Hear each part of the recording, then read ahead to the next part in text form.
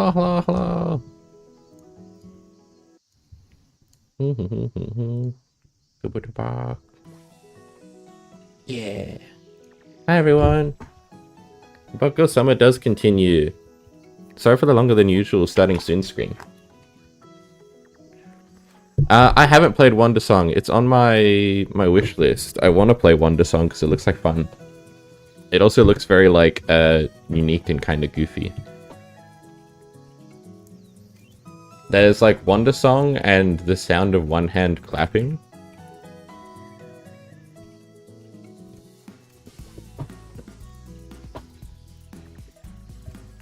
Which are both like musical based puzzle solving games. I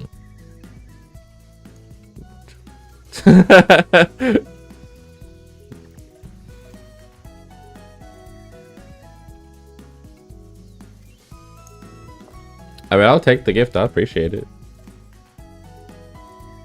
You finally have D&D today? You both do? That's awesome. Hell yeah.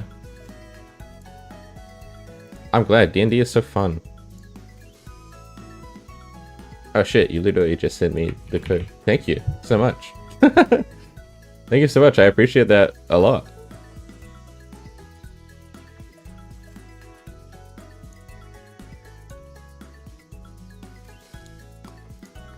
All right. No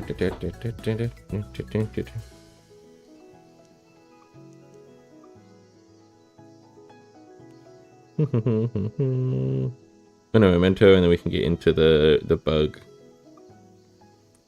Bug goes summertime.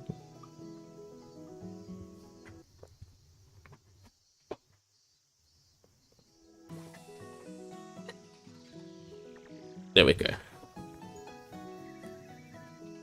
You just had a spare key and I'm a good bean. Thank you. I appreciate that. That's very nice. You traumatize your party by willingly going into a place that is connected to another PC's backstory. I see, and you're obligated. Okay, yeah. That'll be fun. I love doing PC backstory stuff as a DM. It's always really fun to do. To reveal stuff to other players and whatnot. Fuck, go time. Okay. So I mentioned it before, but we have bugs we still need to get. But they also added a new common diving beetle to the lake and a legendary bug somewhere. So, you know. What does our collection look like at the moment? Oh yeah, that's right.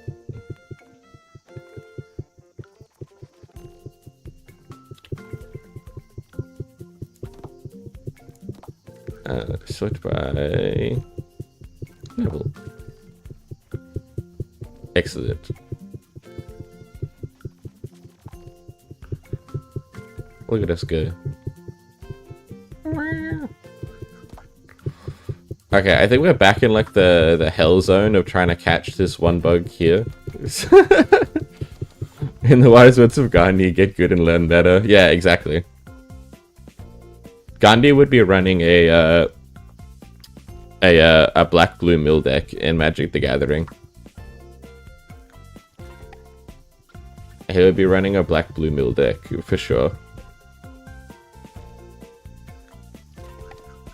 I can't remember what the group for that is from whatever it's called.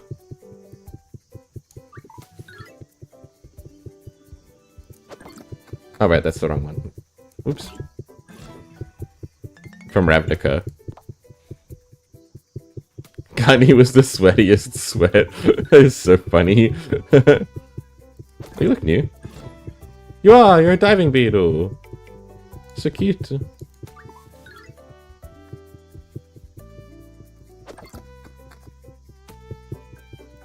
Oops.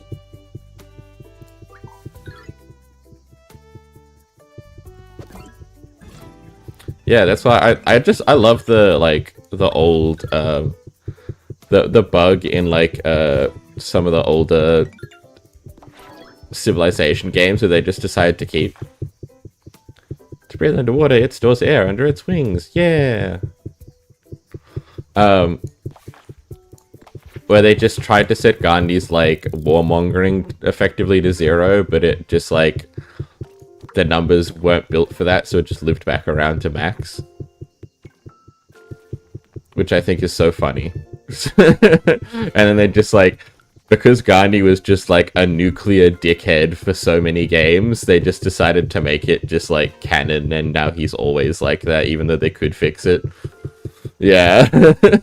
Oops, all maxed aggressiveness, yeah. Yeah, he just, like, literally attacks anyone that he sees instantaneously and just rushes for nuclear warheads as soon as possible, and I think that's so funny.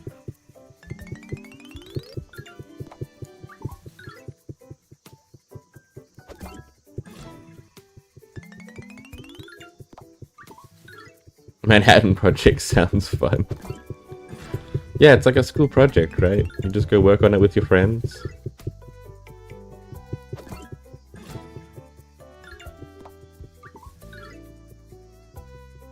I love the carpenter bee. I found a place near me that will ship to me as well.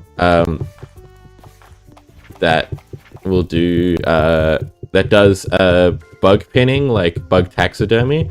And they have a set that's a blue carpenter bee, and then a like this gorgeous blue butterfly that's native to Australia.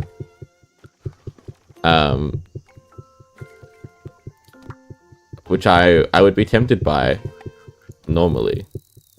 I am still kind of tempted by it, but I have other things I want to spend my money on. Unfortunately, I can't just like invest in the cool bug thing. They also have some awesome beetles. Which I really like. Like, they have the sawtooth snag beetle. Oh, cool, the sunburst beetle. This is the new one they added. This is it. I just keep getting big boy.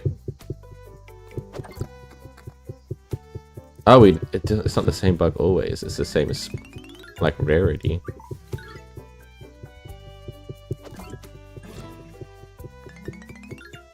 Yeah, you really do have to go after Gandhi early, because otherwise he will be a problem. Did I watch Beetleborgs growing up? Hell yeah. I did watch Beetleborgs. It only existed for like a specific part of my childhood here, and then it got taken off the network for some reason. They just stopped showing it. It has super powerful bifocal eyes! I don't know what that means, but it sounds great. Hell yeah. Oh, it's all defense down. And then a knockback based on the stat loss. That's kind of awesome, actually.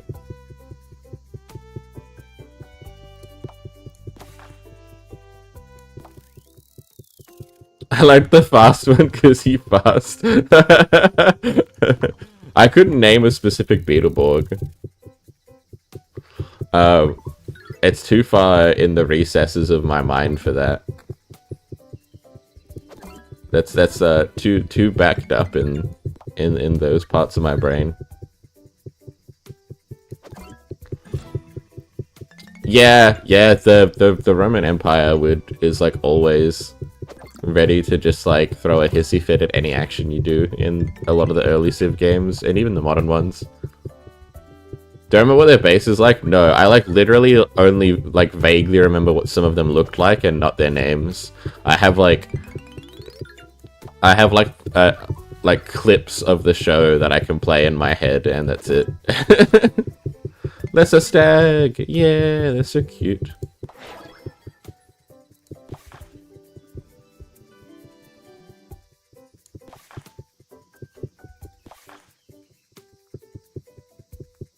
Interesting, because the Lunar Moth mentions that adult Lunar Moths don't even have a mouth with which to eat.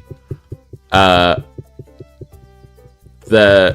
interesting fact about the Titan stag beetle, which is like the world's largest stag beetle, it does have a mouth for adulthood, but they eat so much as larvae, which are just big, thick grubs, like handful of grub, amount of grub. They eat so much as grubs that most Titan beetles, unless they couldn't get enough food as grubs, don't eat as adult Titan beetles. They just like exist until they don't. They die of like old age effectively before they die of starving to death. So even though they have a mouth and they have the huge pincers, most of them don't eat in adulthood because they don't need to, because they ate so much as kids.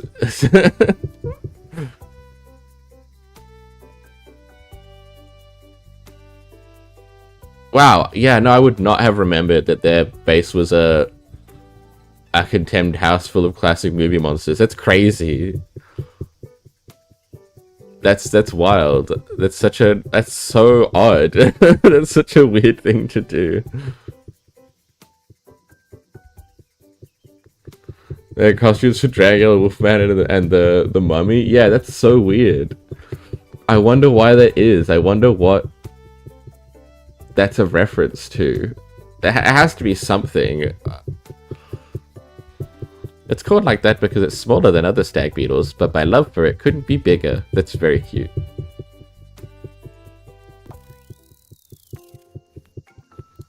Okay, are we...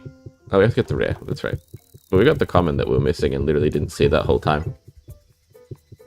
That was crashing out of our beetles. So I need to find the rare spot and then just do it over and over again.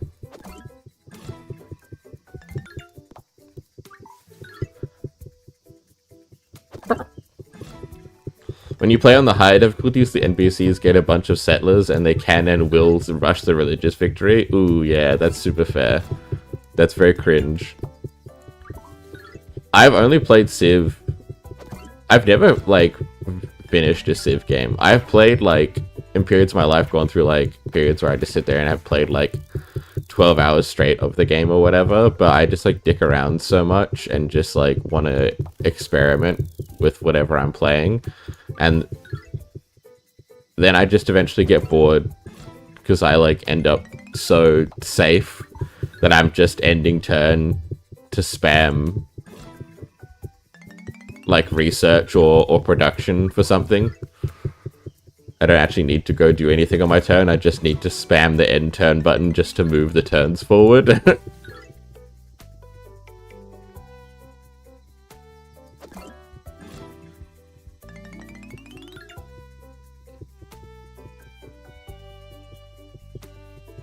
Are you stimming right now? Not particularly. Not more than normal. Well, I guess more than, like, just existing and I move my legs a lot when I'm sitting still. You've hit all 5 different victories and cleared the game on max difficulty? That's baller. That's sick as hell.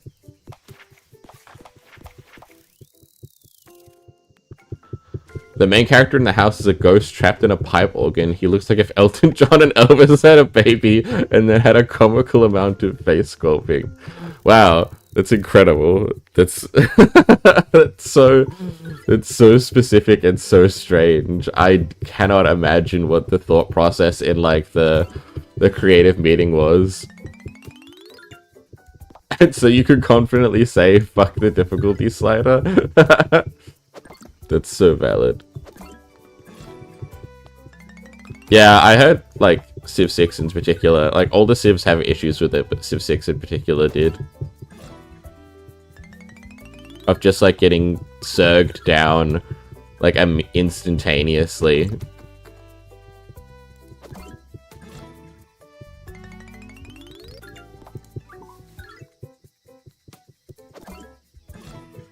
Okay, so that wasn't the same one at all. I wonder if they broke something, because that was working last time.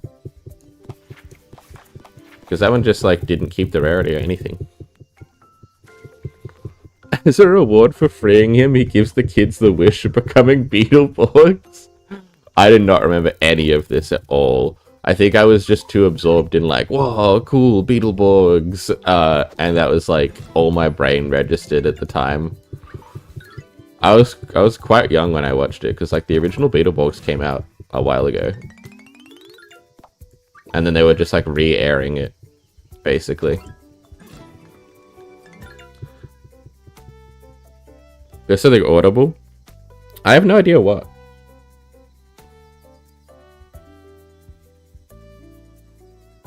But fair, thank you for letting me know. Hold on, let me listen to my own I'm gonna sound like an idiot because I'm gonna have to talk really slowly for a second. Because I'm gonna hear myself.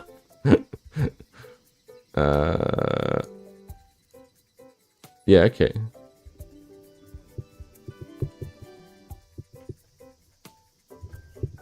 We just...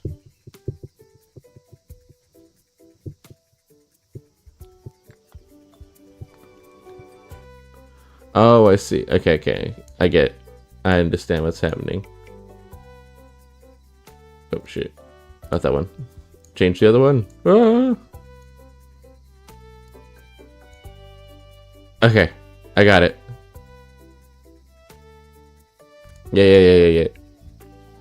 Thank you very much. I appreciate it. Yeah, no, there's a loose part of my desk that's kind of like... It's like not nailed in properly. It's like the drawer. But it's gotten like worse over time, and I guess it's now hit the point where if I move my chair, then it'll move because it's so loose at the desk that even though this is a really stable like big oak desk, it's now gotten to the point where like any movement of the desk will cause it to jiggle.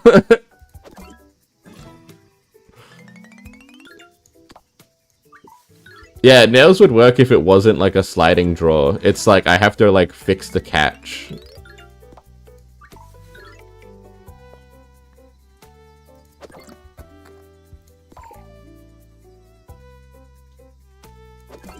Did I finally get you? Yes, the rosy maple moth. This moth is so cute.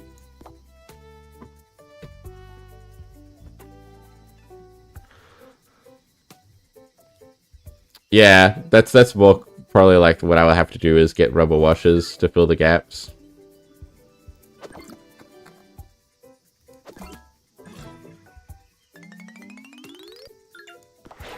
Maybe get some... Oh, hold on. I got an average one and a big one. There you go. I didn't read the thing. I was too busy. On deity, the AI gains 40% research speed, 100% production in gold, 4 combat strength, 50% combat XP, 5 free techs and civics, 3 settlers, 5 warriors, and 2 builders. That just sounds awful. It doesn't sound like it's specifically challenging in the way that like a difficulty slider is meant to make it challenging. It just sounds like it's just like a terrible time. Where's my beetle? Oh, there you go, my moth. It's both the smallest and the cutest of the silk moths. Yeah! They are very cute. They're a very cute moth.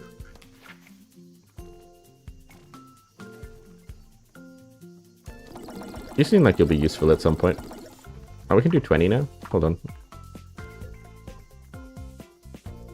Hold up. We must get more candy. Yeah. I can see that. They just like... It's basically just all against you just because that's how the NPCs are set up. You're just trying to like save it off for as long as possible.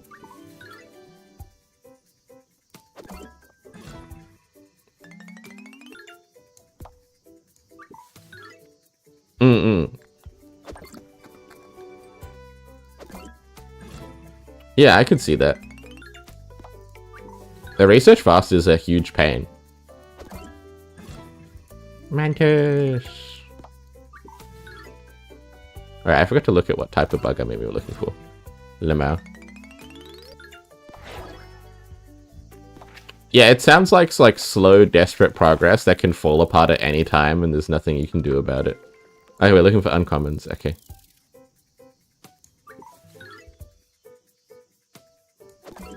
Like, you're just, like, taking it one day at a time, and all it takes is just, like, fucking some random civ encountering you and just deciding to put the boots in your head, and there's nothing you can do about it. Man, we really love this one beetle. We love the crab stag. I mean, I do love the crab stag. It's very cute.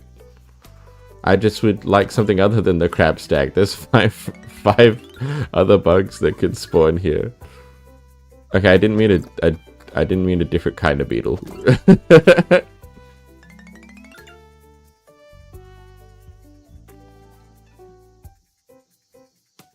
You can and will get old yelled. I like neurospicy spaces because it's so accommodating to info dumping. Yeah, because that's like just how I'm used to communicating. So when other people do it, I'm like, yeah, of course. I'm with you. Give me the knowledge. Knowledge that I will forget because my short-term memory is really bad. But I will try and remember it, and then I'll go to play Civ and I'll be all like, fuck, what did Beast say? What was Beast talking about with the things?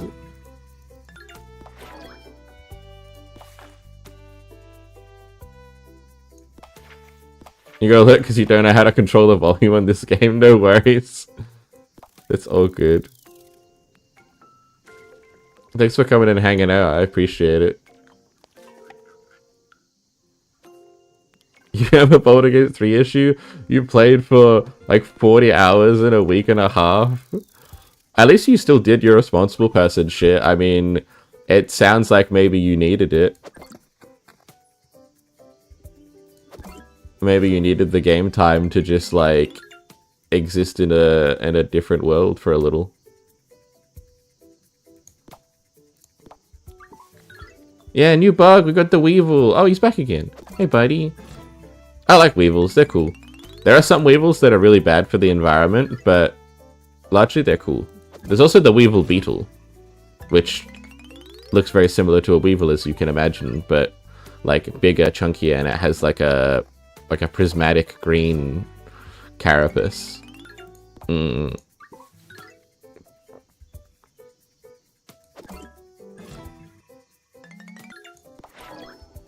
Weevils also come in such variety.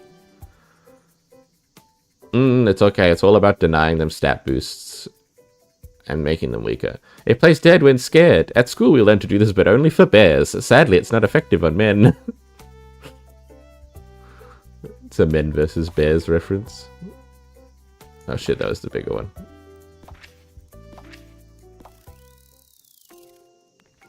Did I sleep well? I did. I had to use my like emergency insomnia medication because I like didn't sleep the last 2 nights almost. I just like at best after like 4 hours in bed of being awake, I got 4 hours of sleep and then woke up 4 hours early from when I set myself to wake up because I gave myself 12 hours to get 8 hours in. So I ended up with 4 hours of like really restless, awful sleep the last 2 days. Or the last 2 days because I like napped immediately after stream. So I took my insomnia meds. And then I got my almost 8 hours, not quite, because it still took me an hour and a half to fall asleep, even though I took my insomnia meds. But then once I fell asleep, I stayed asleep, which has not been the case recently.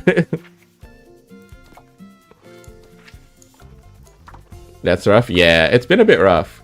Because, like, it's part of what's made it kind of hard, because the medication is its own, like, nightmare, you know? But not sleeping on top of having the issues with the medication.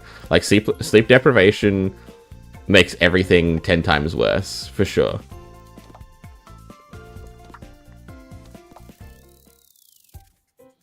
We have 2 woolly nerds. We'll have to go get them. Oh, this place is so cute. I totally forgot what this place looked like. Wow, they were gonna disappear. What was that?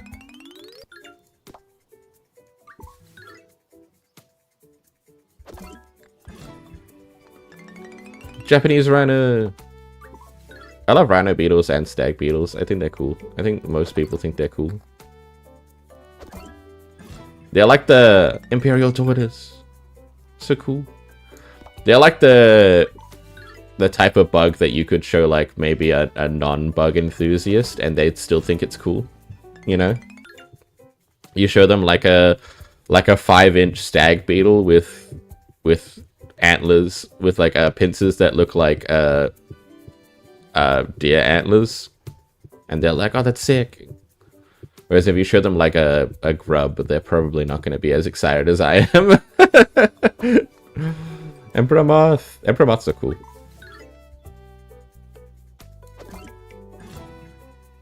We found Mira, the Empress Moth. Yes.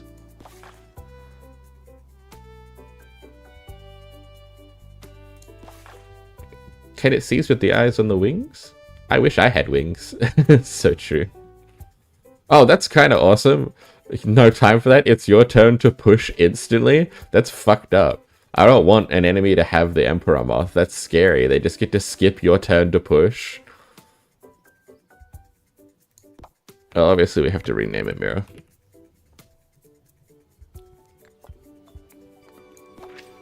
Japanese Rhino. This one is so popular that it appears in many video games. I'd love to make a video game about beetles one day. It's really funny meta. Just all kicks and a big defense boost. Hell yeah. It's so shiny that some people wear them as jewelry. I do remember that. Very vaguely. Back in ye old days, they were used as jewelry. So true, wish I had wings too. Yeah, honestly, so valid. And the Japanese Rhino does make an appearance in video games, such as Yakuza, where you get to play God, what's it called? The fucking, the card game where it's a bunch of women in bikinis with, like, insect patterns and insect hats, and then they wrestle, and it's like a rock, paper, scissors game, except you need to use cards to insert into the arcade cabinet, which you find around town. It's in Yakuza 1. It's literally played by exclusively children and Kiryu. That's it.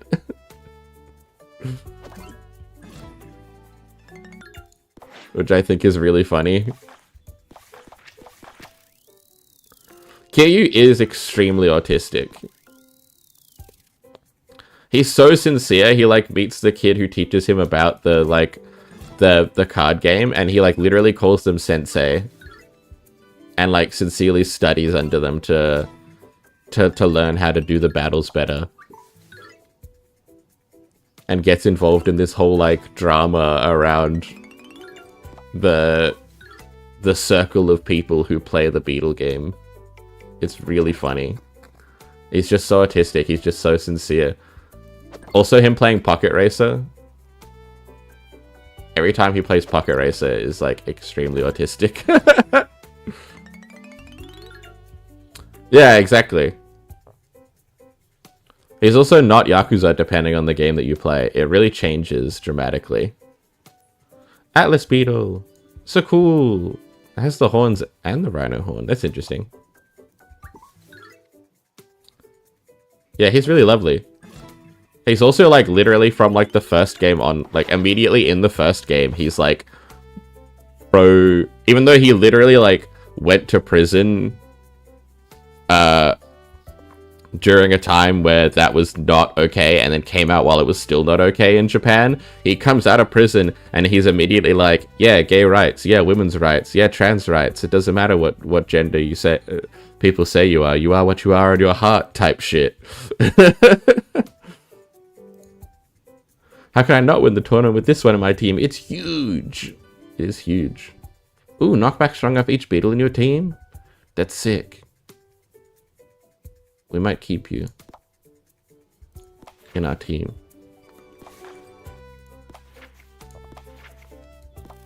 Which is also like, I'm gonna say that is like autism coded. If like the rules are created by a culture or society and there's no like direct explanation as to why, that's where you get like autistic people being like, what's wrong with the gays? What's wrong with trans rights? Because nobody's ever explained it to them, and there's not a logic they can agree with behind it. So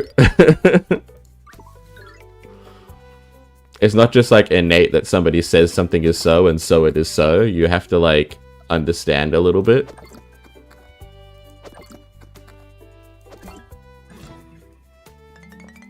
Yeah, they also do have a huge defense, which is great for my bulky defense team. Yeah, Tism does not understand your logical issues, for sure. That's exactly it. It's just like I don't get it. I don't understand. What do you mean?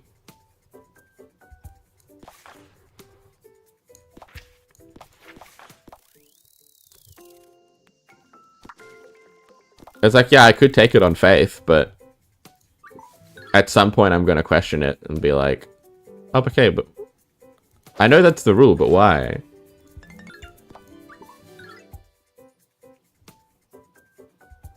These bugs are tricky in this swamp.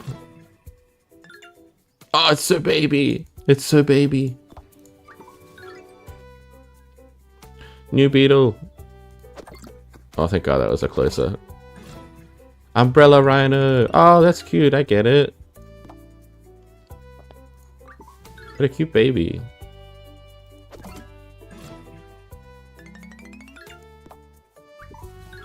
Ooh, rare. Oh, yes. Mantis. Oh, shit. I clicked it sooner than I wanted to in my brain. In my brain, I hadn't... It's tiny. I don't think we've had a tiny yet. We've had small. I'm going to keep you just for that. Its umbrella doesn't cover a lot, but I heard it wasn't really used for it when it rains anyway. It doesn't really use it for when it rains anyway. It's cute. Stuff like that is cute. Just humans naming things like Umbrella Rhino because of something really simple like this. We're like, oh yeah, it's cute. It's like he's protecting his little head. And that's obviously not what it's doing, but we think it's cute, so we name it that. Knockback gets bigger every time you play it. Ooh. You're also a good bug.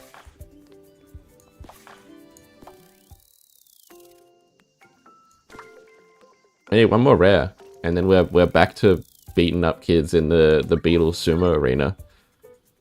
I'm back to going up to kids in the playground and be like, meet me at the tambourine at lunch. Your beetles are dead. And they're like, whoa, can you relax? Can you chill out for 5 minutes?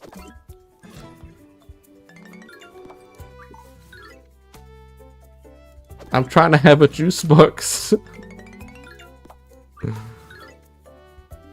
No rares at all. This swamp is a little tough. Sell, sell, sell, sell. At least I'm getting candies. I need them.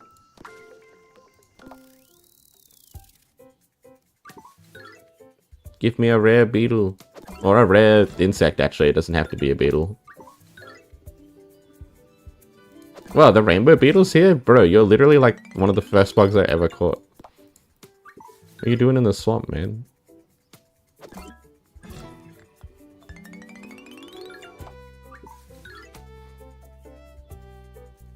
Pew.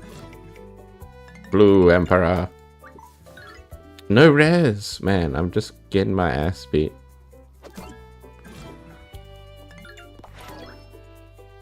Only one uncommon even. God damn. Are we gonna be trapped in the hell loop again? Please no. Please no. I just want bugs.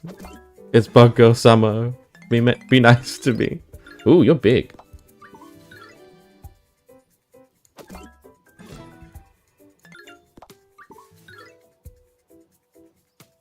Oops. I mean, that's fine, I guess. No! Even if there is a rare, it's the last slot. It's not even a rare. My god, it's the least rare of rares. Well, it's huge, I guess.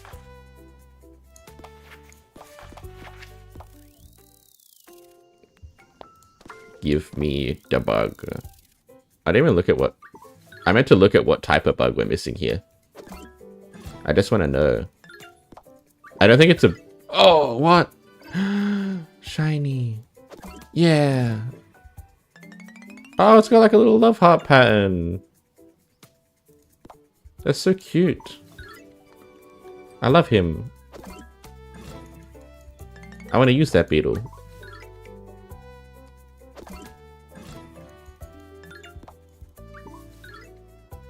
No rares, but you know, I'll fucking take it, dude. That's so cute. That fills me with whimsy. Yeah, and it's huge. Hell yeah.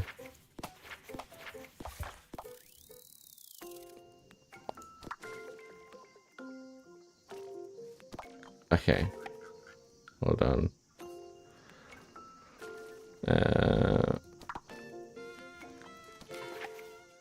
Sell, because we had 2 of you. Umbrella Rhino, yay! I like the growing kick, that's good. Yes. Perfect strength for this species, perfect energy for this species. Nice. Go, cute. We'll name them Bun Bun. Because Bun Bun has these vibes.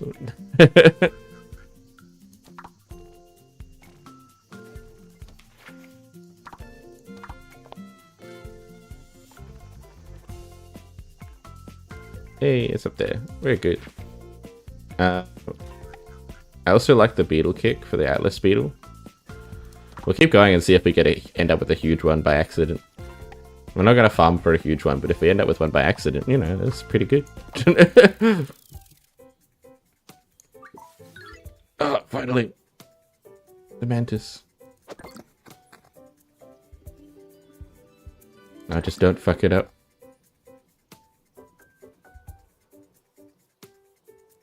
Oh, that was really close. Nope. Yes! Yay! Spiny flower mantis! I love it so much. This is such a cool, like, body shape and colors. This is fucking awesome. That's a cool bug.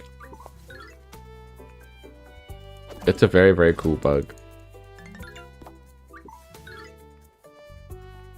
And now we need to catch it again. This time I'm more confident because it's not the only one I'm gonna get.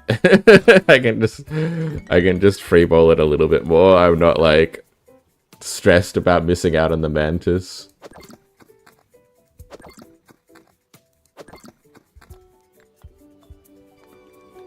Yes. I'm getting all average sized ones. And only mantises now. Not a single beetle to be found. Oh, what the hell is that? Nah. Look at all these boys. Are they all average? One of them's small even. It tries to look scary, but it mostly looks extremely rad.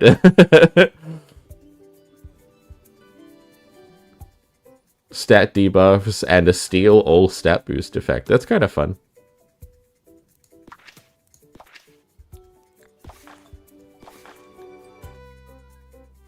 Keep. Yay! We have all the bugs.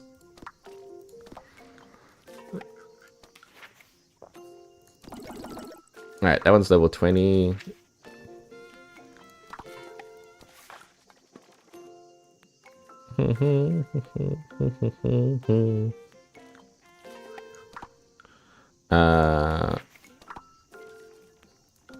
Alright. Let's have a look at our options. What is the spider planet? Oh yeah, that's right. Sort by strength. Oh, the sunburst beetle is really strong. Wow. It's 3rd in strength. That's crazy. Right, defense. Well, the sunburst beetle is way low on defense. Okay.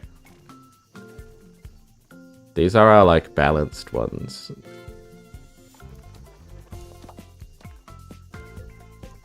Okay. Let's make a team.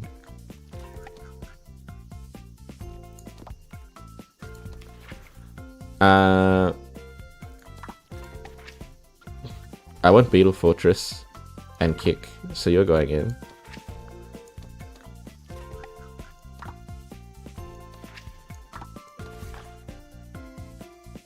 I want Bestiary in there, maybe.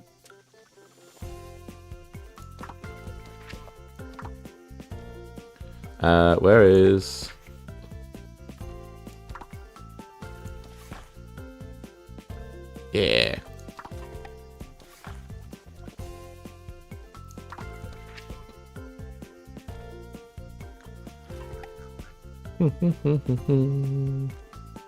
Music is so cute in this game.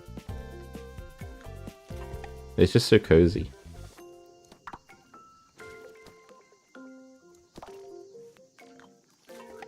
You're like 100 behind though. Okay. Where's the Atlas Beetle?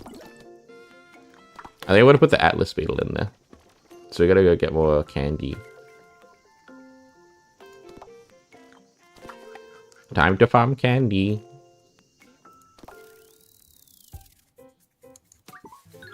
Maybe I should farm it in the forest actually, because this place is kind of annoying.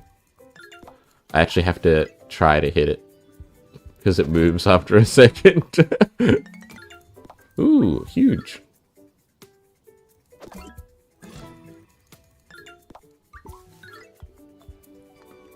Me fucking min-maxing in the summer beetle competition so I can send all the kids home.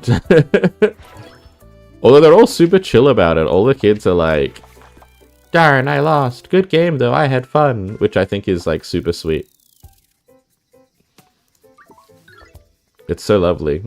Even the ones that are genuinely upset are never upset like you.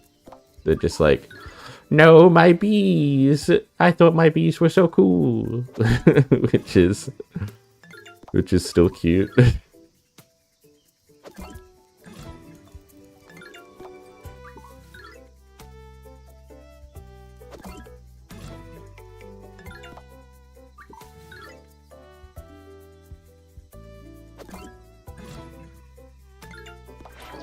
Yeah. Alright, let's see how much that does for us. Ooh, not even that much at all. God damn. We need so many candy.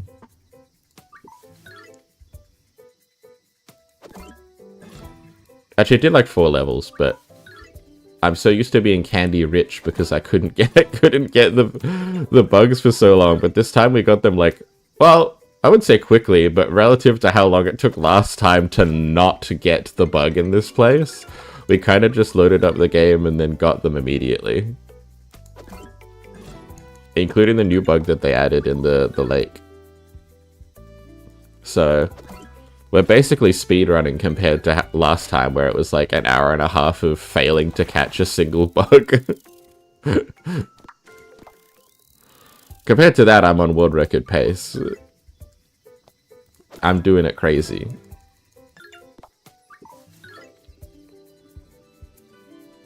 Bug.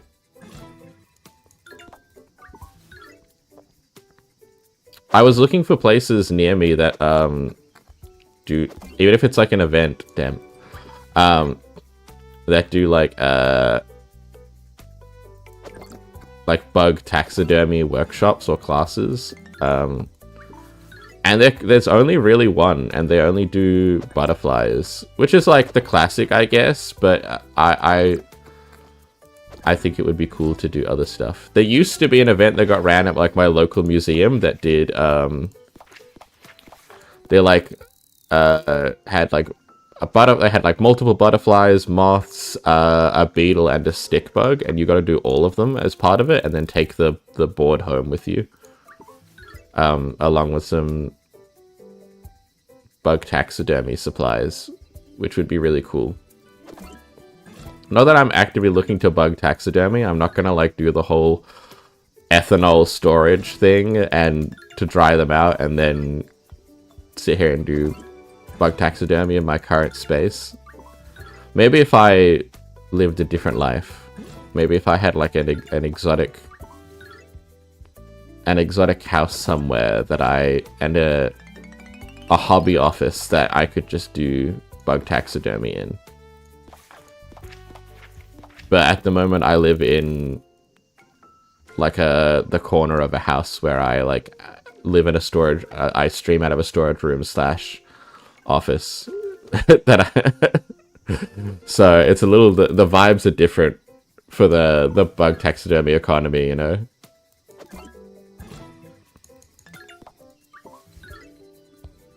Also, it's all about like finding ethically sourced ones, so, which is like a whole weird thing to figure out. You're like, and where did you source this Amazonian millipede? And they're like,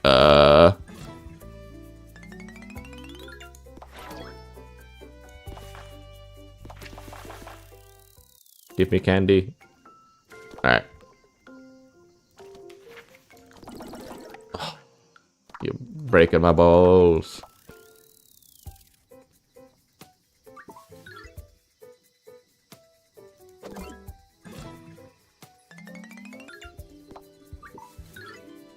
I beg of you, a morsel to feed my beetles. I also do like the idea of this small child just like filling a terrarium with hundreds of candy and then being like, yes, this will make my beetles stronger.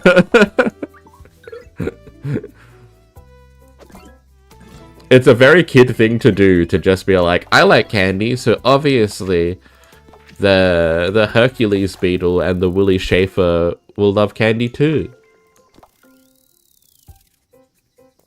I think that's very fun. I mean, it's cool as a kid to even own a terrarium, to be honest. These kids' parents are supportive as hell. It's awesome.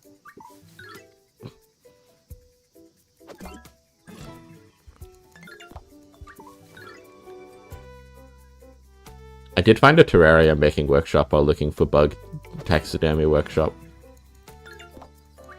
It looked cute, but also like, I don't know, it seems odd to pay for like a 1 hour experience for somebody who tells you how to put down dirt and grass. Because it's not like a...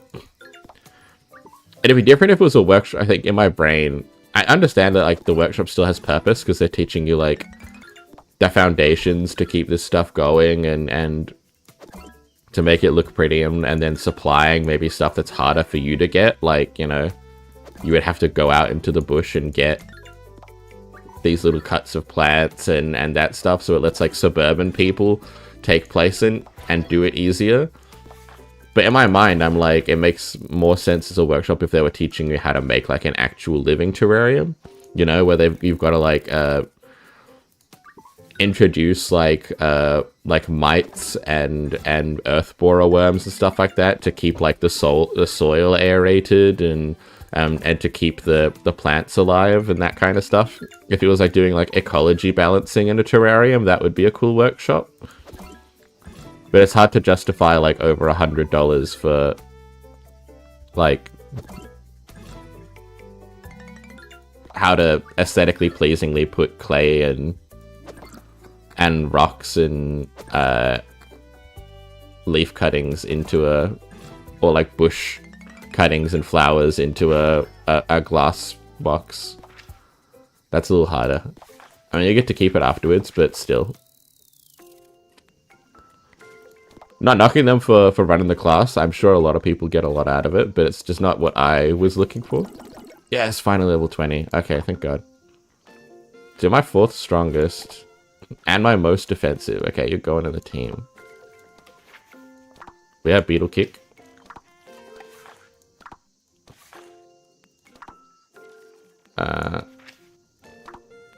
Beetle Kick, Growing Kick, and Beetle Fortress. I think these are the ones I want to go for.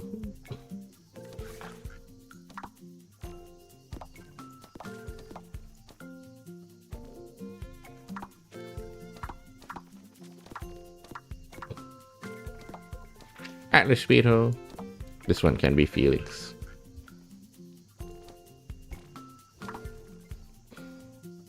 And we have Gandhi in here just because, I guess. Battle! Oh, it's Poppy again, that's right.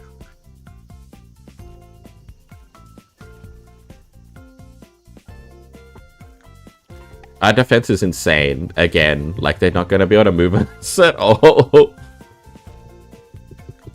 We're just gonna be dead still.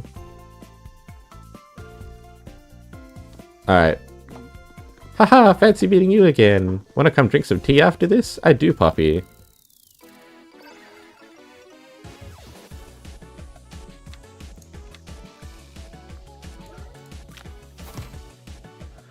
Alright, they couldn't move us at all. Goodbye. Cool. So, how about a nice tea now? Do you like it with milk? Niha always has some fresh milk. Oh, that's right. She's the one with the cow. I think. Gavin. Ooh, all rhinos. Are you... Yeah, you're just all about, like, defense boosts and knockbacks. Well, I'm more defensive and stronger than you, so... I think it'll be good. Next battle! Oh! It's you. Yeah, hi, Gavin. He looks so... He's like, oh, fuck. That's very funny.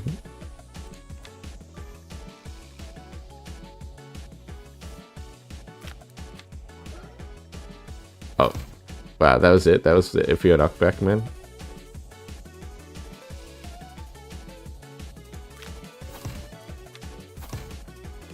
Goodbye.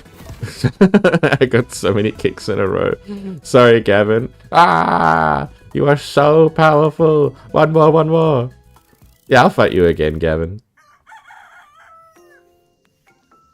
May. Oh, she's cute. I like her little sun hat. Cookie, Candy, Milky. Oh, that's so cute. Big energy team. Yeah, just gonna spam cards on me. Recharge all timed effects. Wow, that's kind of cool. I didn't see that. Okay, she's gonna spam the hell out of cards, but my defense is insane. I'm May! I named all my bugs after snacks. This one is Cookie, that one is Candy, and that's Milky. That's so cute. And also so on brand for kids. That was me when I was a kid. I was naming stuff after food, or doing the Milky thing, right? Where you come up with a name and you just add Y to the end of it so that it sounds better. I have a lot of stuffed toys that have like ends in Y names. For sure. I like it does a little sparkle every time the bug shoots up.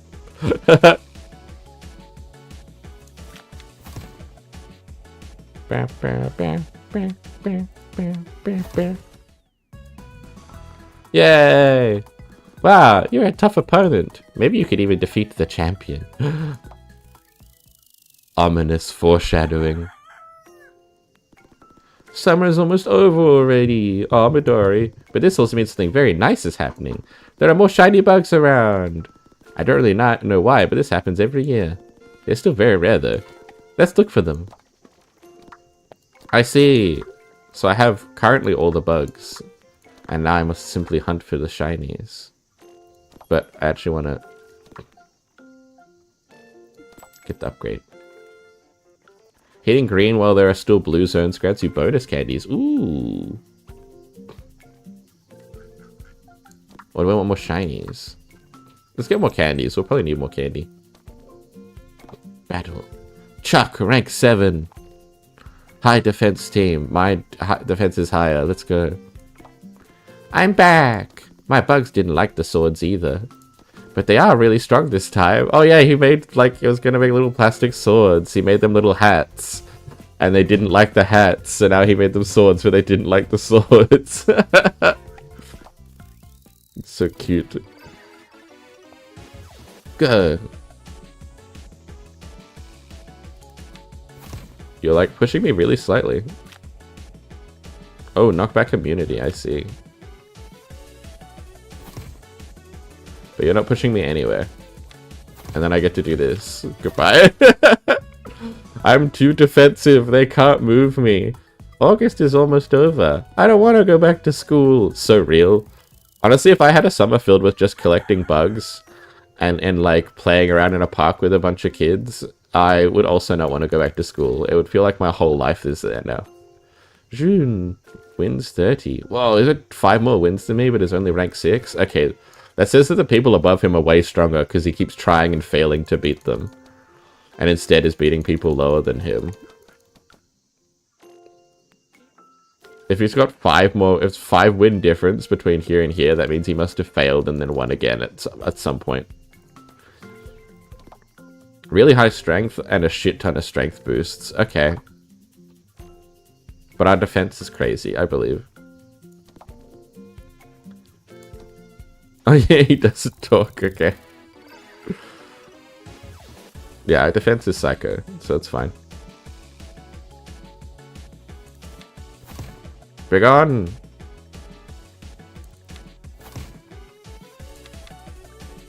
Ooh. Goodbye. Oh no, he's crying! Juna. Bye! He spoke. He spoke to us. Niha! Oh, she's the one who has the milk. Because this is the one that has the cow, I think. It's all just a bunch of boosts. It's all stat boosts. Stat boosts and a lot of energy. We got this. We're Chads. Did you try fresh milk with honey? I think my favorite is with strawberries. Niha, you're very milk obsessed. Other kids are commenting on your milk obsession, Niha. I hope you know that. Push. Beetle kick. Beetle kick is so strong. Great job! You have to meet Bella. I'm sure she'll like you. That's so cute that she just has like a cow that's like her best friend. I like that a lot. Jobbin. I don't remember Jobbin. Jobbin, you look new. Lesser Stag, Speed King, and Giant Stag. His attack is higher, but my defense is crazy. That's fine. But do you have defense cutting? You do, but only on one card, so that doesn't matter. I believe in my bugs. Actually, hold on. We maxed out everything!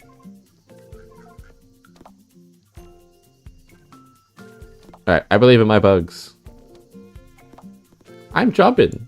This is Speed King. Gavin says it's a weird name. Gavin is the weird one. I will give you that Gavin is a weird kid, but I don't think any of us are normal kids, if I'm real with you.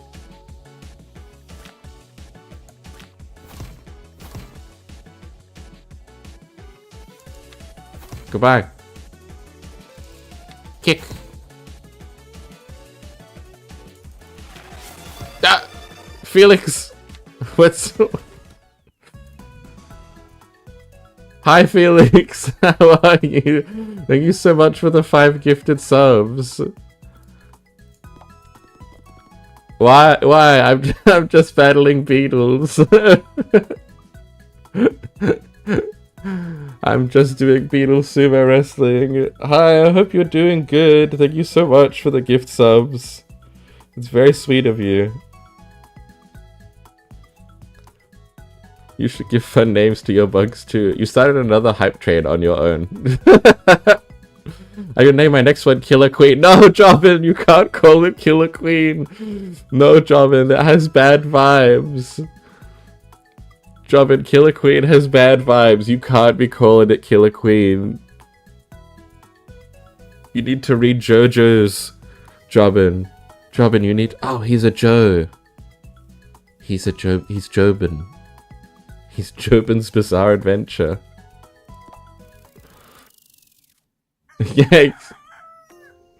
Yeah, exactly. Killer Queen bites the dust. Oh, it's Ivy again. She was a champion earlier. Suffer? I am. Thank you so much. What's your problem, man? Okay, insanely high attack. Insanely high attack and defense cutting.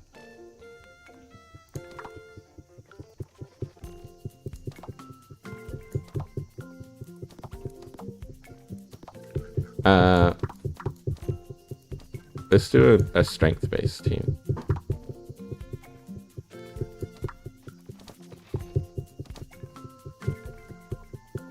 Oh, wait.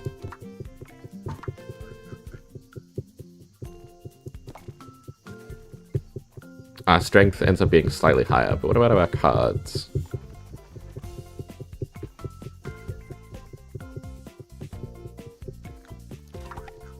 I think the Sunburst Beetle we don't need. We can go with Felix. Yeah. Then we're only slightly higher, but our defense is so high. And then we get the beetle kick.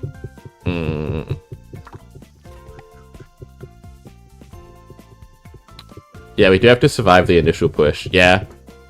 That's why I'm like, I still wanted a high defense team, because they get a push first. So I must live the 711 initial push for long enough. But I still have like 600 defense, which is crazy.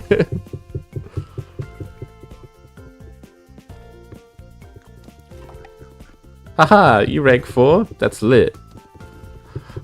Oh no, Hannah. Oh my god, this is the brain rot child. We win the second if it comes our turn. This is the brain rot child. This is the... I maxed my team. Hope you're locked in. Ready, Pookie? Oh my god, that's like... Put down Twitter, Ivy!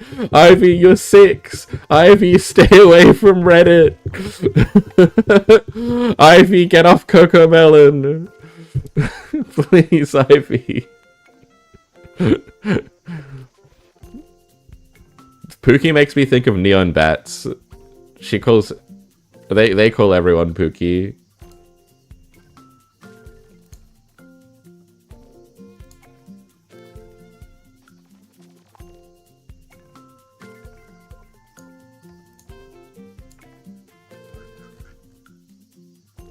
And also, like, then my Discord server just gets full of people calling each other Pookie. They just, like, feed off that energy. Reddit is not a safe space for children. No, it's not. Put it down, Ivy.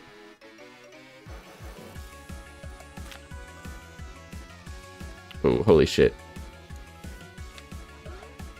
Oh, we have only high-cost cards. Oh my god, we're pushing so hard, though. Goodbye, I didn't need to play a card. Holy crap. That was scary, though. I almost lost that initial push. If they played a kick card, I think I was done. Ayoop.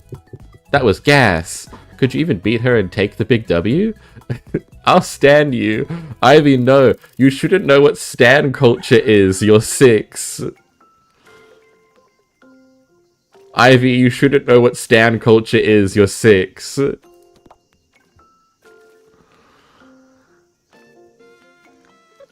Ivy, no. Oh, God. Okay, so a similar team to me, but more energy. Is Satoshi. He loves beetles, but he's got a moth this time.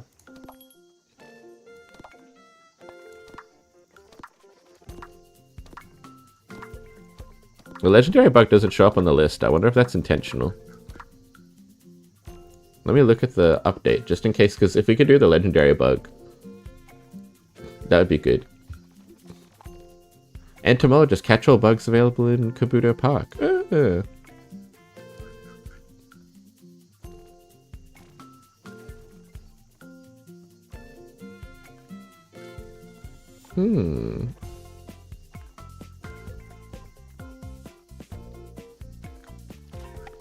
Wow.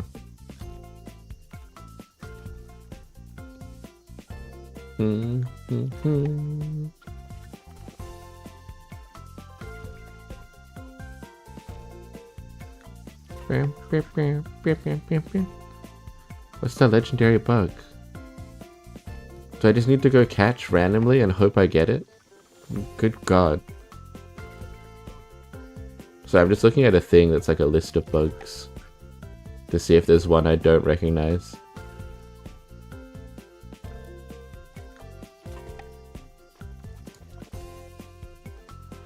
Yeah, okay, it's anywhere. Alright. So we can go get it. We win this fight easy? We do win this fight easy. I think we're gonna dice up Satoshi, and then we're gonna go look for the legendary bug before we do the final battle. Beetle battles! Beetle battles! Hell yeah. We're gonna just mix up Satoshi. Okay, you removed stat losses when I hadn't stat lost you yet, so congratulations. Bye Satoshi. Bye Satoshi. Beetle battles. You are really good. The next opponent is the last one. She's really good. Do you think you can beat her? It's gonna be Midori. I know this. It's Midori!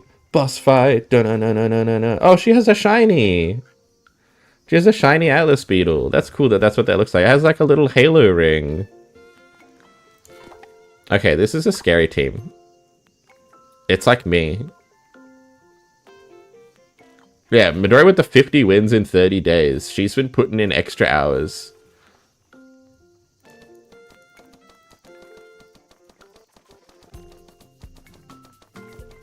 This crazy Midori. You've been grinding out the beetle battles.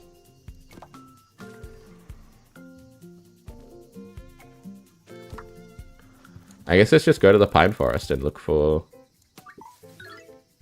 the legendary bug for a little bit. Let's see how long it takes. Through for content, they were live streaming the whole thing. Yeah, for real. She legit threw just so that she could recruit. She like is just like throwing so that other kids get into beetle battling. This whole thing is just Midori's hyperfixation, and she had to throw so that she could get other kids to play beetle battles. She's like, look, you're so good at beetle battling. You're basically a prodigy. You could probably win.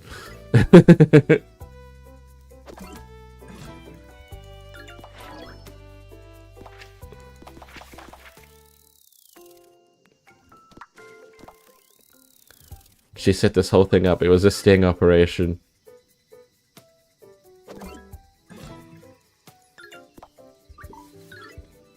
Yeah, and then she crushes them for the finale. Yeah. So that she's still... She's inventing a tournament to win. It's all a setup.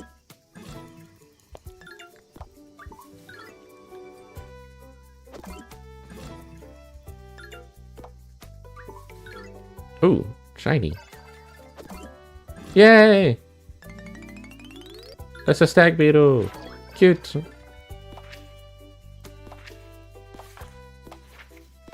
You're cute. Yeah, pyramid schemes with Midori. Absolutely. She is out here pyramid scheming.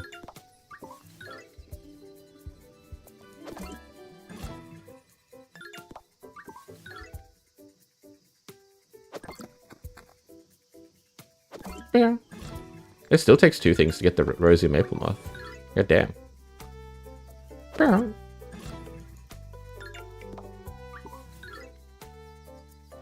Yeah.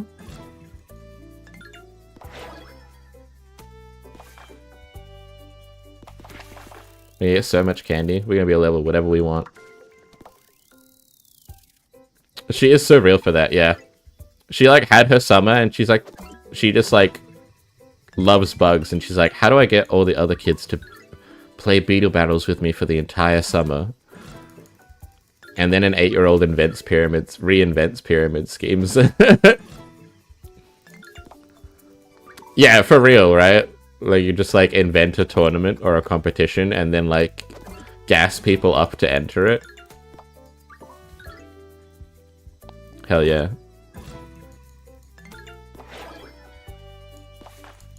You're like, I just want to play beetle battles, but I need to get kids invested. I need to get them in the beetle battle game. As soon as she was the tutorial boss, I was like, or the tutorial enemy, I was like, no way that you just told me you've been here all summer catching beetles, Midori, and this is what you have. You're 100% the final boss. You've been my little guide homie the whole time. There's no way that it's not you and me in the Thunderdome at the end of this.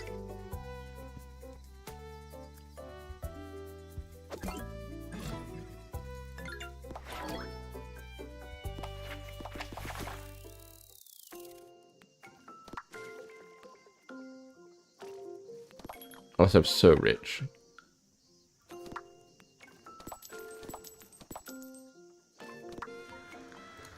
I'm filthy rich. Nothing to spend my money on. Yeah, she really did say square up. For real. She recruited me and now she's like there in the Thunderdome with her like army of of swole beetles. And I know they're swole because they're the beetles I've been using.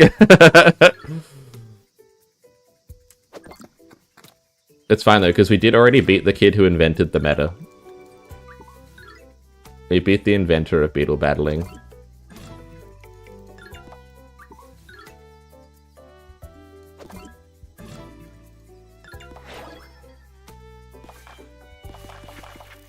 This is the Seto Kaiba arc. This is like Pegasus in Yu-Gi-Oh! Invented the modern Yu-Gi-Oh! Card game, but this is like the Kaiba arc where Kaiba is the one holding the next tournament. So we beat Pegasus already, and now we have to beat Kaiba.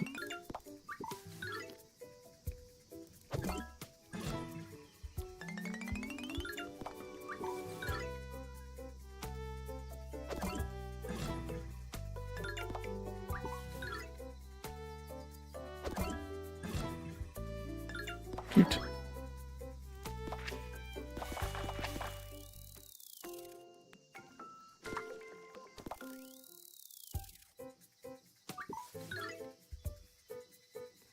Give me. I want the legendary bug. I must complete my bug collection. It doesn't matter that I have the Steam achievement that said I did. I know that I didn't. I know there's one more. They said it in the Steam update.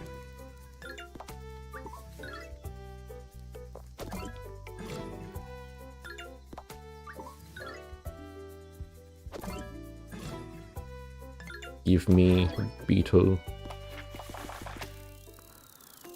Actually, I don't know if it's a beetle.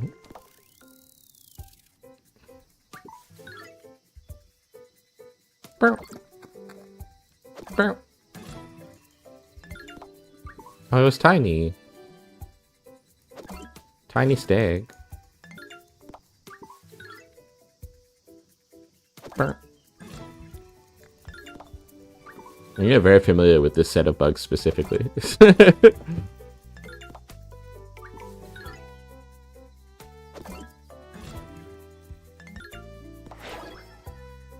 Wow.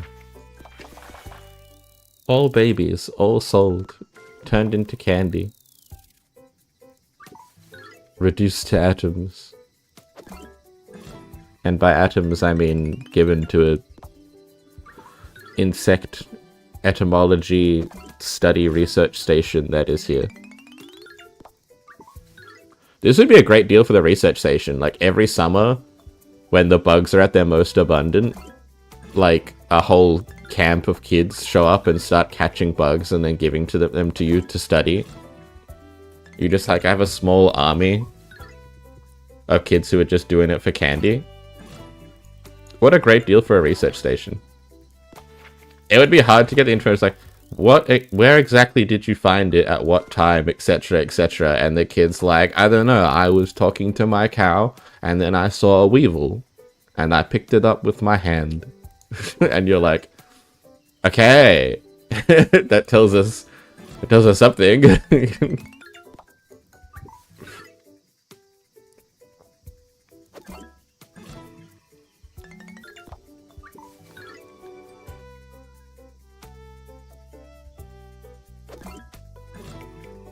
Also, it must be overflowing with rollerpedes and weevils at this point. I've given them so many.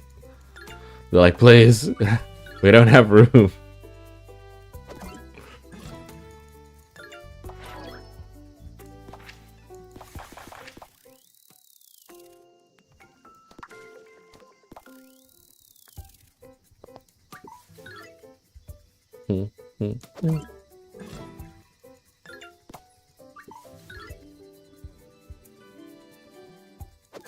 So many rollerpedes for this museum/science exhibit. Well, it's not really an exhibit necessarily, actually, I guess. Ooh, just barely. Dude, I have such an obscene amount of candy.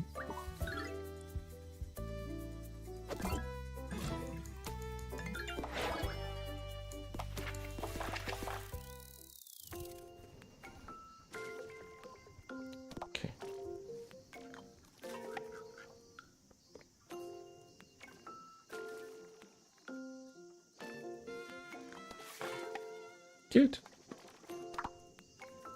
Terrarium. Look at all our bugs. Oh, they're beetle battling. They're so cute. Oh, wow, you really blend in. Gandhi is blending. I like there's a tiny little lake corner for the diving beetles. Look at this little troop. Cute. Cute, cute, cute.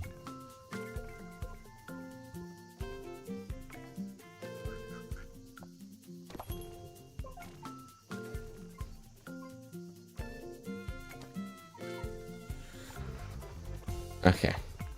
Is there any other bugs that I wanted to level up for this?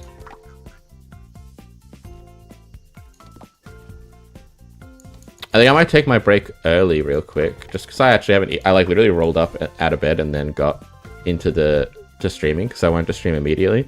But I might take my 20-minute break early, and then we can carry through afterwards, and we'll find some. We'll figure out our team and then maybe do the battle.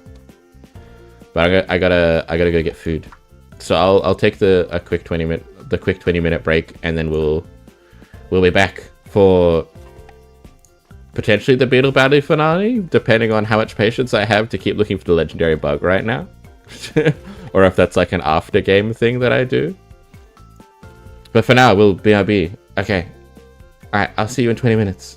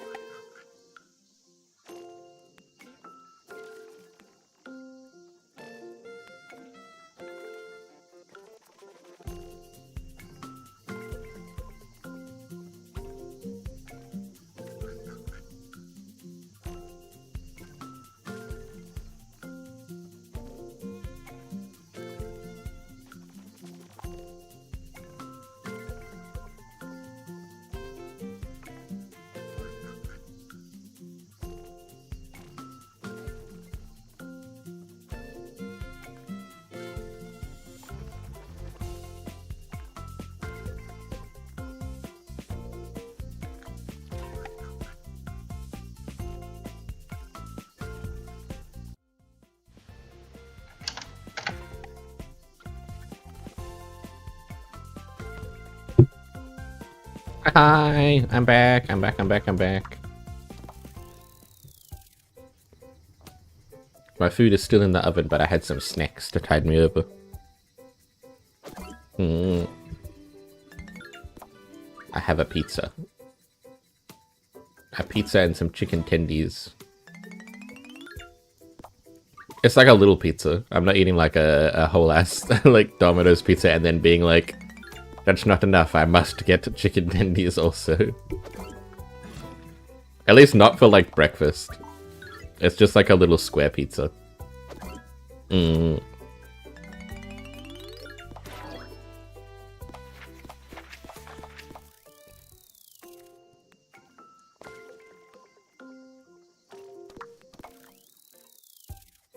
feel obligated to go here for the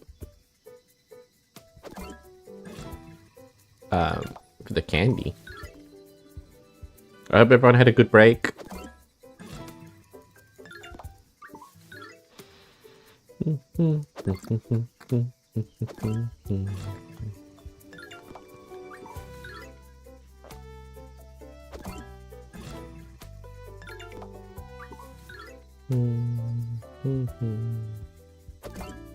Music is so cozy. It makes me a little sleepy, to be honest. Which, being a little sleepy is maybe not ideal. But you know how it is.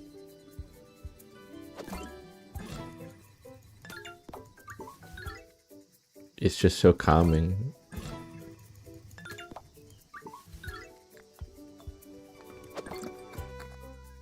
Usually we play relatively high stress games like shooters or like Outlast Trials where shit's like chasing you the whole time. Usually we're playing games where I like have to like focus on what we're doing. But this is like the complete opposite. This is just like a chill vibes game. Where you just like are catching little beetles and it's all like cute and like soft toned, and the highest stakes is whether or not you can sumo wrestle beetles you caught in the woods. And how much candy you have, you know? It's not like untold horrors and abominations are lurking around the corner. And you have to manage your ammo. It's nothing like that at all. It's just completely vibes. And just occasionally going, oh, that's really cute, I like that. Which is good. I think especially after playing Look Outside. Although to be fair, Mira is probably, you know... To Mira, they were just all waifus in that apartment building. But I love horror visuals a lot. It's nice to... I think recontextualize them a little bit. Because if all you do is like interact with horror visuals or dystopian stuff, it becomes like pretty... Like it becomes so stock standard in your brain that it stops having an impact. So you gotta like take a break and play something cute and just fun and silly. You gotta refresh your brain so that it doesn't feel like the standard anymore. Also, I just like cute games. I want to get Hello Kitty Island Adventure, to be honest. I played an insane amount of Animal Crossing New Horizons when it came out. With me and my housemate, we shared my Switch. So we had a shared island, and we would play it like literally every day. It was like a 2-month period where we would play it like every single day, and we were like just building our island together and getting our residents and all that. So there are like some Animal Crossing. It was literally my first Animal Crossing game because I just didn't have like the consoles the other ones were on, or just like missed the boat on them a little bit. So it was my first Animal Crossing game that I just actually got to play. So they're like my like first villages and stuff are like very near and dear to my heart, even though one of them is very popular. One of them, like, nobody knows or cares about. But they're dear to me. Which is Cherry, the, like, red goth rock dog. She, like, wears all alternative clothes and has, like, a rocker apartment.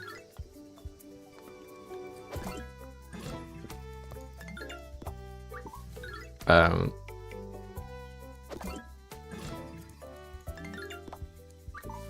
then I can't remember.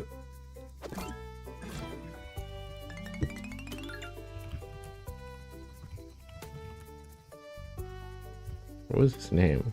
Sheldon. Sheldon is the other one, who's like a jock squirrel. I think he's just cute. I think his house is like a wrestling ring. I don't remember. Oh no, his house isn't the one that's a wrestling ring. That's a different one person that I had. His is like an autumn house. It's all like mushrooms and mushroom tables and logs and like autumn leaf flooring and all that. It's very cute. I loved him because he was just so hype all the time. He just like talking to you about gains.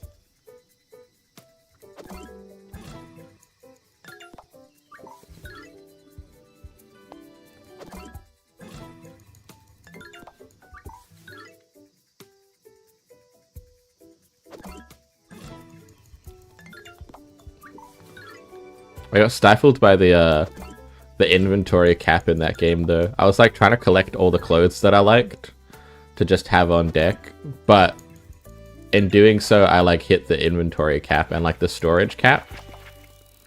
They're like, you can't store anymore, and I'm like, why does a game like this that's all about collecting things have a not only a storage / inventory cap, but a really small one? It's like 300 items or something, and it's like, are you insane? How many furniture items and clothing items exist in this game? You're gonna tell me I have to pick my top 300? There's gonna be like 5,000 items in this game. I just gotta off-rip, new to the game, know what my top 200 items are. And otherwise have to do the most annoying inventory sorting possible, because you've gotta like drop stuff on the floor and then go into the inventory in your house and then pick it up, and then it's a nightmare. So I got stuck doing that. I like filled up the museum because that was my thing. I just loved catching bugs and going fishing. It's a lot of what I would do. I would just fill up our museum, and my housemate would also explore and fill up the museum and stuff like that too. But they would do a lot more of like the like decorating or like exploring islands and collecting things and making sure the village was actually, like the town was actually functional.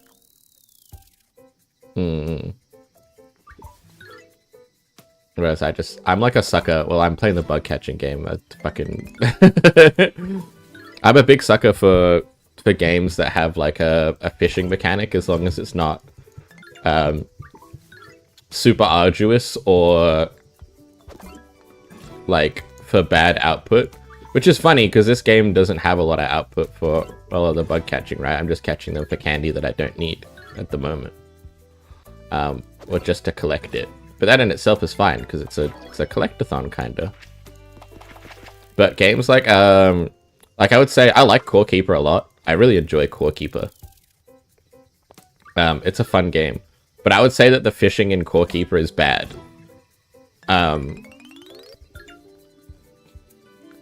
It's like really slow.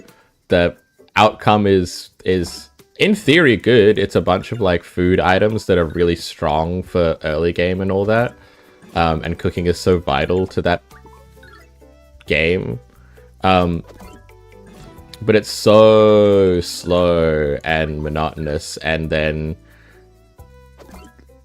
the buffs don't last very long, so even though they're really good, they don't feel like a big payout, really. It feels like you'd have to spend forever fishing. until you can get like fishing nets and stuff, which I think were only added relatively recently. Not recent, but like in the lifetime of the game. So fishing felt like necessary to have a good, to be able to go fight scary things, but also didn't feel particularly rewarding because the buffs are short and the time to fish is long, and also the level up for fishing is really slow and rough. It's the same as like the animal husbandry in the game, which like they did a big update for recently to try and address that it's not very good. A lot of stuff in Core Keeper you can do really quickly and just like jump to doing cool stuff, but there's a lot of stuff in that game that is just like you really slowly and methodically doing like the same thing just to get levels, or try and make some form of progress in that direction. And it's just, yeah, it's just slow. Which is fine, like slow games aren't a problem. Like I said, I love Core Keeper. But it does make it a hard game to go back to. Because it's not like slow, like you're doing a bunch of stuff and you're just like slowly pushing the progress bar up while doing things. You are literally just like standing at the river, running around to water spot, like bubbles in the water, and catching them all and doing that slowly, and then running to the next body of water and doing that same thing for a really long time. And then you're doing your farming and you're doing your cooking.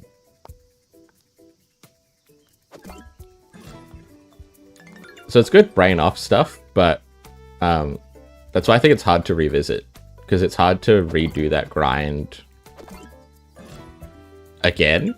Because, you know, whenever you start a Core Keeper world, that you're kind of like locking yourself into like, you know, to doing the crop growing and the fishing and the so on until you get to the levels where your seeds replenish. We haven't found the legendary yet, unfortunately.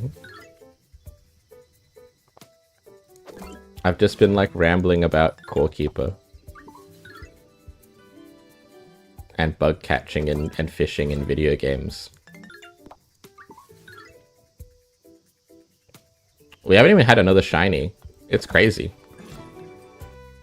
Very autism pilled? Yeah, for sure. I do think fishing in video games is like one for the autists, you know?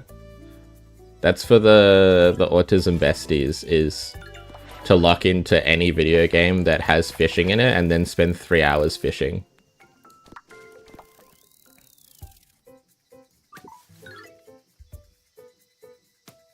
Yeah, fishing is great. I love fishing in games.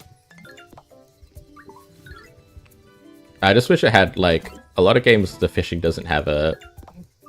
I really like the fishing minigame has to just be not shit, which is so easy to do, but some games still fuck it up.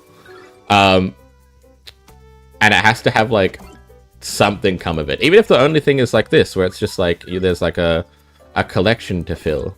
As long as the collection isn't like 600 fish, you know? I mean, that's good for some people. Some people are like, hell yeah, I've got 50 hours in this game and I still haven't caught all the fish. But I feel like your average person is going to see like if the main reward of fishing is to fill up a catalog and the catalog has like 600 fish in it, I think your average person is going to be like, I don't have the time for that, and immediately be exhausted.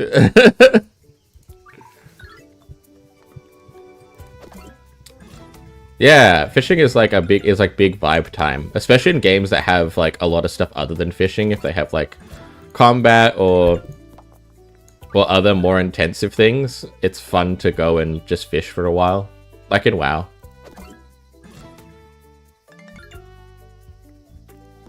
World of Warcraft is good for that.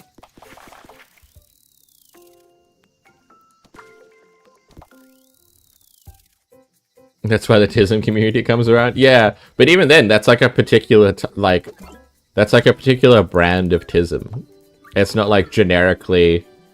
I don't think that's like I don't think that's like store brand. Tism is like there's a fishing minigame, I will catch 600 fish in 50 hours.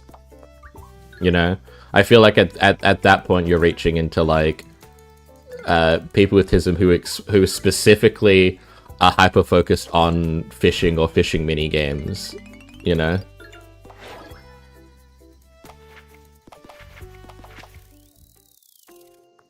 All the other kids are jealous.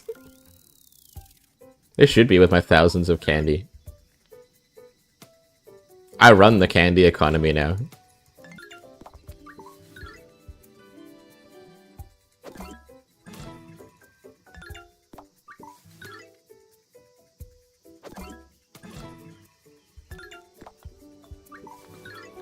Very real, like I really enjoy Final Fantasy XIV fishing, but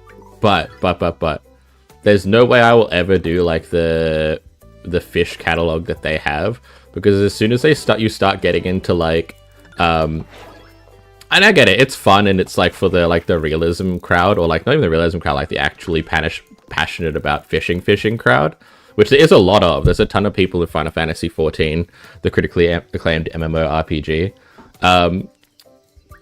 that just fish and love it. But for me, I can't have like a second tab open that's keeping track of the upcoming weather, and then keeping an eye on the in-game time for like the world to go from location to location to try and catch legendary fishes under specific weather conditions under specific times. And then AFKing in between, just waiting for those times to happen because you don't want a dungeon in case you miss the time and have to wait another like 40 minutes for the weather to come around. You know? I did it for a bit. It was like fun for a little bit, but I couldn't imagine doing it like every day that I log into Final Fantasy. I'm like, hell yeah, it's time to work on the Fishopedia. I've got to go to the Cloud Sea and at 4 AM Eorzea time when it's foggy, and then cast my line in this specific zone. And then I need to catch a fish, mooch it off my line, and then do that again. And then I have a 10% chance of getting the fish I want. I just can't imagine doing that like every day. Kudos to the people who do it every day. Like, I'm so glad that you found that passion. I can't imagine logging on every day and doing that. I appreciate any MMO community that is just like a group of people who are just like all hyper passionate about a specific aspect of the game that a ton of players ignore. Like, surely there's just like a Discord. There's surely many Discords of just people who are fishing in Final Fantasy. And that's it. They're just like sharing their catches and their strats.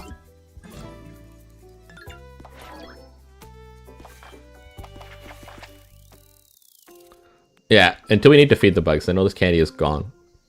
Sounds horrible. I'd rather see my nerds die in the darkest dungeon. Yeah. That's super fair. We have to give up on the legendary for now. Maybe there'll be like a boost to the shiny rate once we beat Midori. I don't know.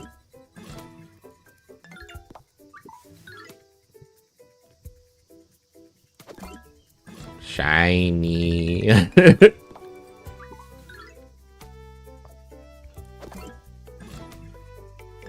Is there a post-game content button? Kinda. I know that once you beat the game keeps going. It just stays on day 31. So I'm wondering if they like boost the shiny rates after you win, or if there is a way to boost it, because then that might be better than just like grinding this out. I also think the Pokemon shiny system is butts, and they've done steps to correct it. Like, optionally, they do it via, like, items and stuff so that you can opt out of it if you want the old shiny system. But I think it's still butts. I think it still sucks.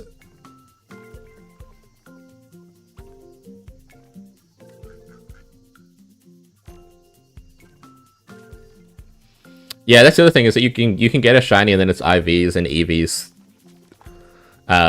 Well, it's IVs more specifically. Suck ass. and you're like, cool, this thing is shiny and unusable.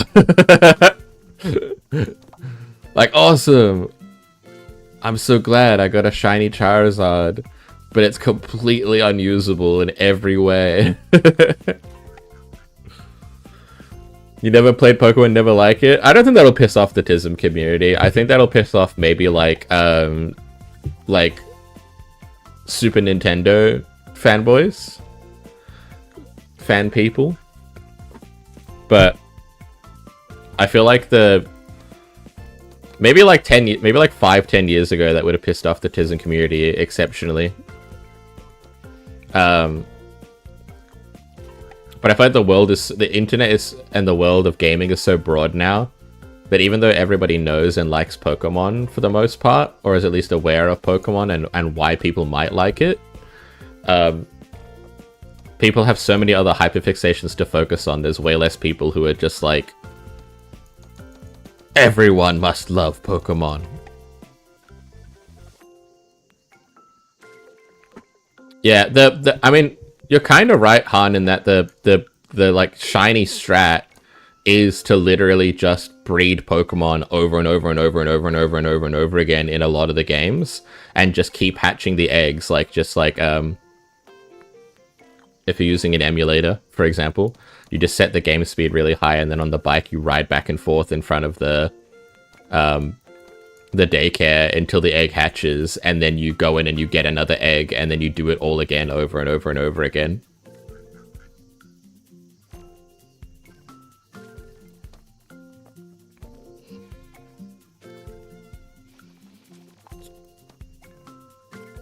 Yeah, I mean, to an extent. I think that also it's not just like zeal from the community, it's also like I'll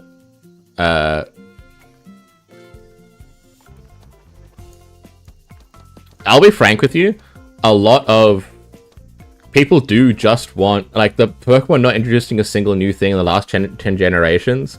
They have introduced new things, a whole bunch of different types of things and new types and all that, although they do them quite rarely. But they at least try to do one big gimmick per game now. But I'll be frank with you, a lot of the indie options for, like, people want monster battler type games, and a lot of the indie options out there are honestly just not very good. Don't get me wrong, there are some great monster collecting indie games that are phenomenal, but they're also, because they're trying to differentiate themselves from Pokemon, because they don't want to just be called a Pokemon clone, obviously, they're so different in the way that they do it that it's not scratching that same itch. What people do want is literally just Pokemon again. They just want they want the Pokemon monster collector type games, and indie games aren't providing that, so the only place to go for it is back to Nintendo to get the new Pokemon game. Oh, Digimon, I love Digimon a lot. Okay, so like Digimon is like, I was a Digimon kid rather than a Pokemon kid. Not that I didn't like Pokemon, I still did, but I loved Digimon. Every Digimon game is a completely different fucking game than every other Digimon game. They all play completely differently, and a lot of them are utter trash. A lot of them are like, here's a 2-kilometer wide maze. Every 3 steps you'll have an encounter. There's no repels. Good luck. Like, that's one of the games, for example, and it's awful. Or like, oh, here's like a Digimon raising type game. Oh, except your Digimon can die of old age, and then all the levels and all the grinding you put into them to evolve them resets, and they reset back to level 1, like evolution 1, and you have to do it all again before you go to the high level area you're up to now because you waited too long and your biggest Digimon died. That kind of shit sucks. So many Digimon has the same issue as the Sonic games, where you will find like fervent absolute lovers of those games, which is valid, but if you were coming into it fresh faced trying to get into Digimon, literally it's such a rough time. Your fiance brought you into an Overwatch match? Hell yeah. Palworld and Cassette Beasts are great.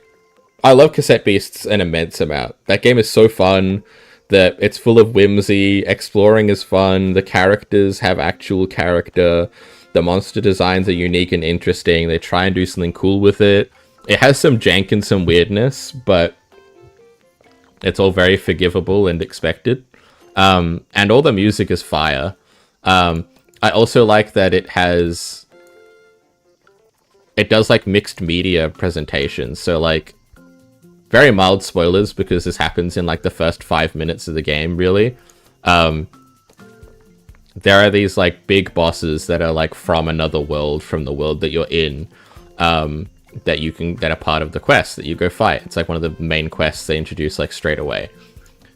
It's really cool because all of these bosses are, because they're from another world, are like done in a different media format. So they'll be like stop motion claymation, or they'll be like 2D paper cutouts, and you're like in like a pixel art world. So it does this awesome mixed media thing with these otherworldly creatures to show that they're from another world that doesn't obey your laws. And it's so cool. It's such a cool concept, and I love shit like that so much. It's so fun. Yeah, that game's great. I haven't finished it yet. I'm like 90% of the way through. I'm probably more like 80%. I'm like 80% of the way through. But I really love that game. I love Cassette Beasts, and the music is so good. I enjoy it a lot. We're gonna do them with the Midori battle, I think, and then see if that ups our shiny rates. Also, because I just want to do it.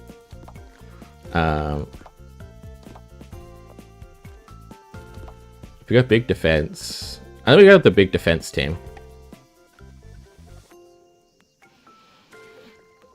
Yeah, their attack is higher, but we just need to hold out.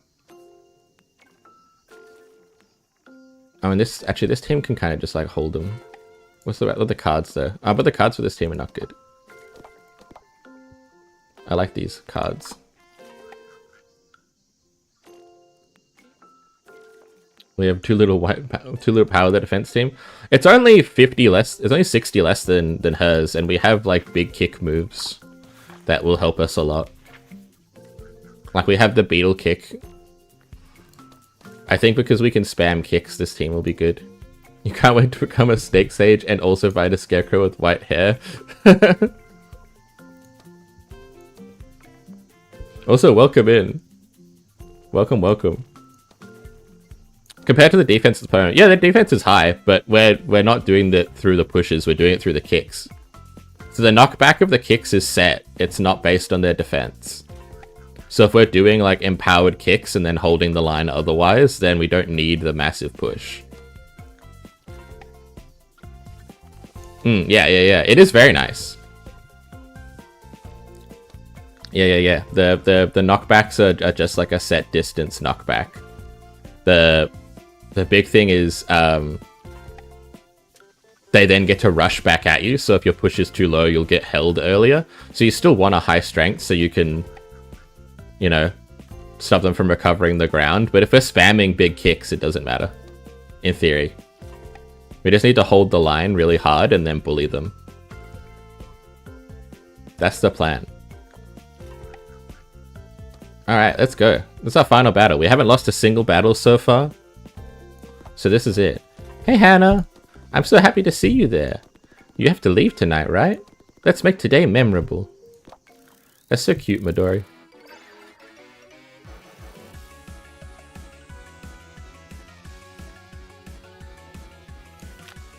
There we go.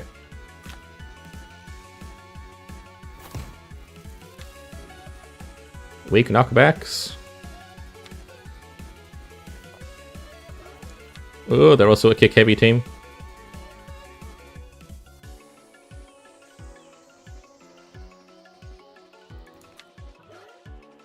Yes.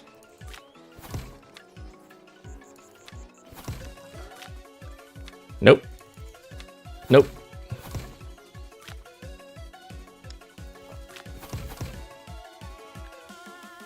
Nope.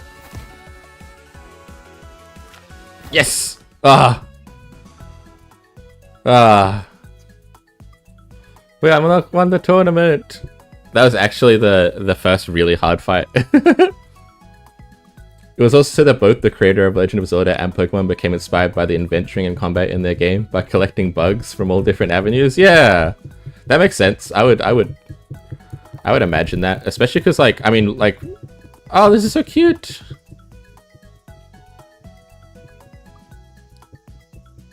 The like bug collecting is such like a staple thing in a very it is Ivy. OMG, that was epic! Epic Beatles! You won! You are the queen! The Beetle Master! You earned the title of Beetle Battles Champion. I still remember when we had our first fight. You became so much stronger. I love this face, it's so cute. Well, let's go home. Dinner should be ready. So cute. Hey, Hannah. You're leaving tonight, right? I'm going to miss you. Oh, this is sad. Meeting a friend for the first time in summer vacation and knowing that you're going back to different places. I hope I'll see you again, bestie. Oh, Midori, you're so cute. Ivy has not put down the iPad. Yeah, Satoshi is Ash's name in Japanese. You're so right, I completely forgot about that. A tiny game made with love by Du Tenzaku. This is so cute.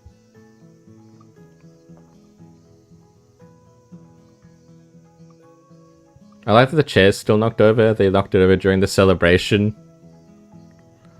And it's just there. It's just left there.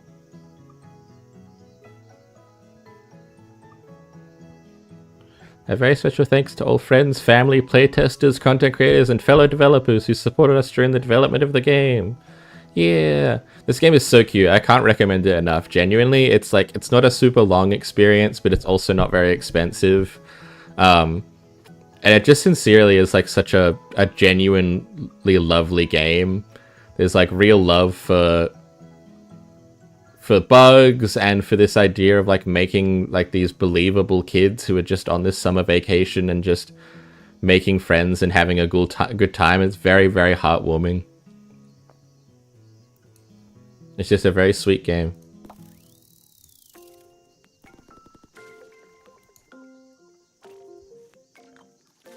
I did see the game wreck, the a little to the left. Yeah, it's I have that game in my wish list now.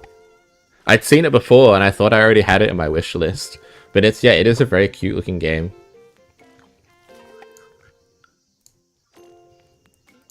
Like Goku, he's voiced by a coolio old woman. Yeah, that's like a classic for like young boy characters or characters that are meant to seem naive, which is what Goku is. And also because he was spent like the all of Dragon Ball as a young boy basically. Is to have like have an older woman voice them. That's like the industry standard. Yeah, hi dude. It's Dude, the dev of the game. I remember battling him earlier. Thank you so much for playing this little game. If you want to play some more, you can fight all opponents again, but this time all their bugs will be level 20. Have fun! Thank you, dude.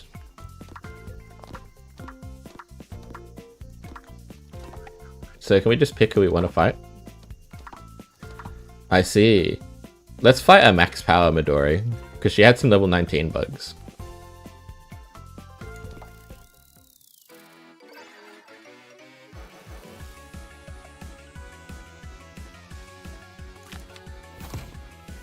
Oh, scary.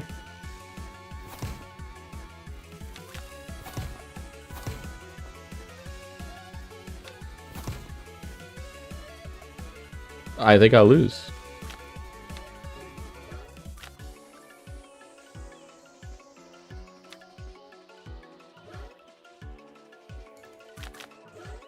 No.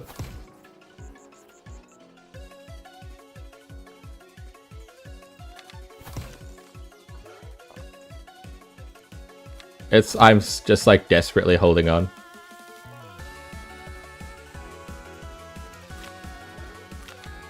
It's over.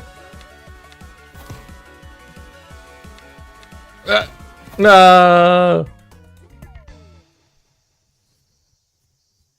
Yeah, it is both calming and upbeat. Okay, we can't beat Midori at max rank like this.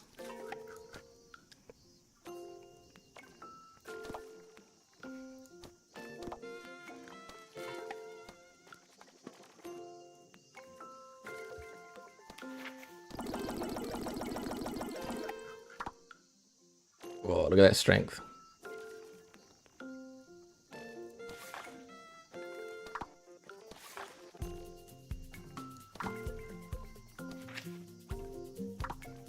We're an all-strength team.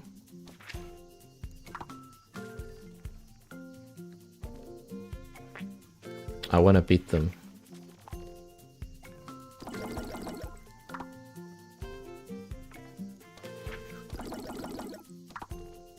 Okay, not quite.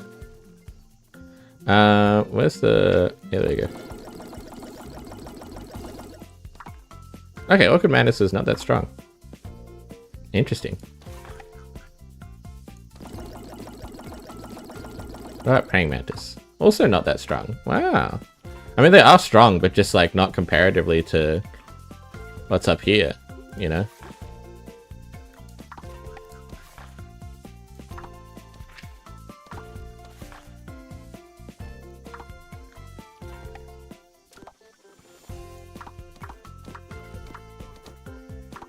Let's try that. Actually, I want the Mantis in the middle. No, that's wrong. There we go. No, that didn't work.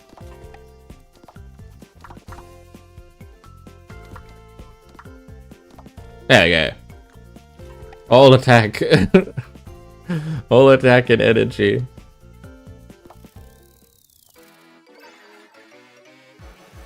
Go. Oh god.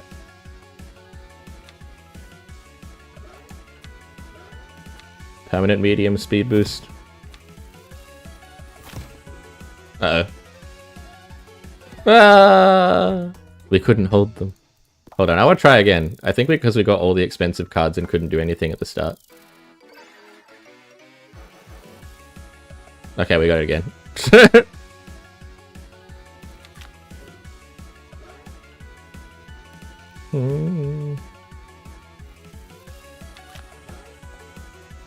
Oh no. Goodbye. Can I please just not draw the 8 cards? I'm brute forcing this. I will win. Do I only have expensive cards? Is that the problem? Just generally?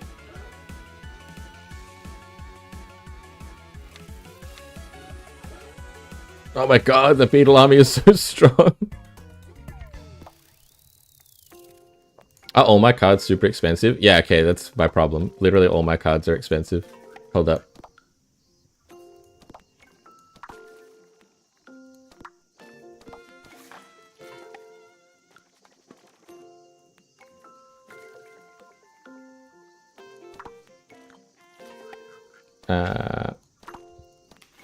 It's a defense loss, like a stat loss thing.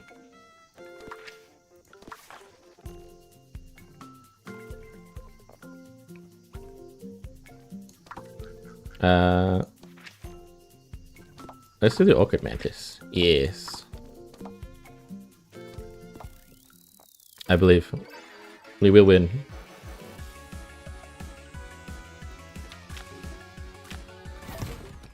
They literally can't hold the line long enough. That's so funny. I'm one of the few folks who watch on Twitch who changes the tags so they fit with what they're playing. That's fair. Hold on, give me 1 second. What even am I?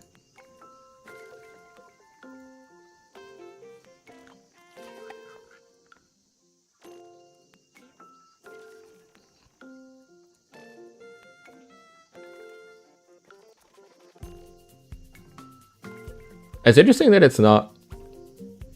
There's a couple of things that I learned when I started streaming that I was like, oh, I thought everyone did this. And it's just not the case.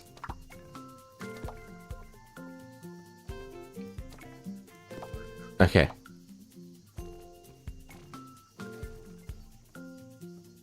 Yeah, most of them are just staples of the stream. I just happen to be a bug girl playing a bug girl game.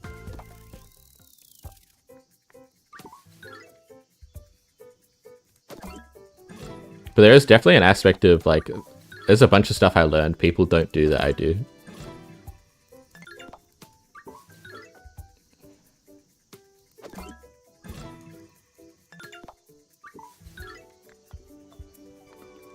Not that that makes them innately wrong, by the way. I very much, it could just be because it doesn't matter, and I'm the only one who... And I'm not the only one. It could just be that it's just stuff that doesn't matter, and I just do it anyway, because I don't know any better. I'm not built different or anything, I'm built incorrectly.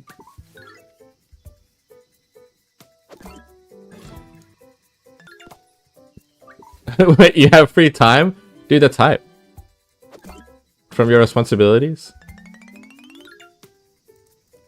I think we have a bug pseudo legendary, not a bug legendary. We have a Genesect.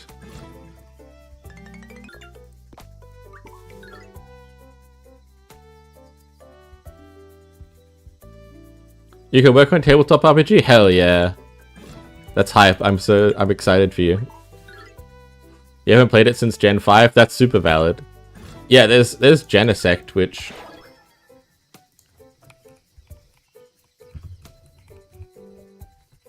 Is it... I think it's a pseudo-legendary.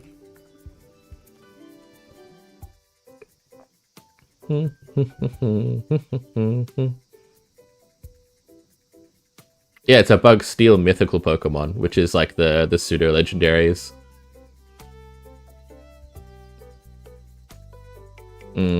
So not an actual legendary, but yeah. It's like a mecha bug that you can insert disk drives into. Which is cool.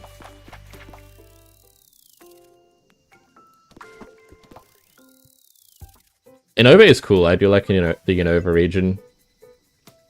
I still have to compile your notes. Yeah. That'll do it. I'm so haphazard. I'm just like, I'll remember, and then we don't play for like a month because everyone's really busy, and then we come back and I'm like, some help with the recap, fellas?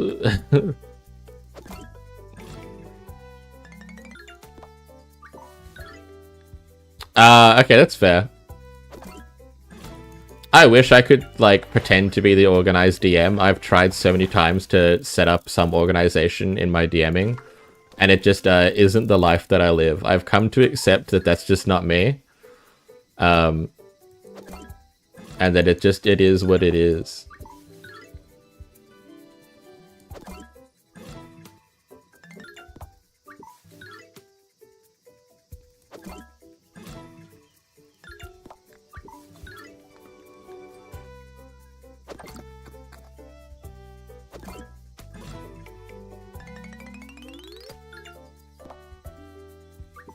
Yeah, I agree with that.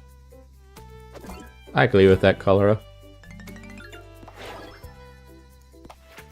I feel like there are a lot of bug Pokemon. There are some really strong bug Pokemon now, and some strong bug type moves, but they're strong relative to other bugs, and still get pretty outclassed by a lot of other types.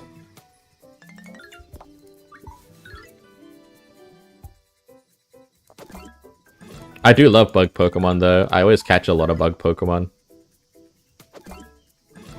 early on, and then I'm usually end up swapping to other stuff later, but I usually get a lot of bug poison Pokemon early. I love bug Pokemon. You're a player this time, but you take notes so the DM is a freeloader. That's very funny. I have a friend who helps me with stuff like that, because they like, they're like, I've mentioned this before, they're like the good rules lawyer. They remember how everything about how the game is played.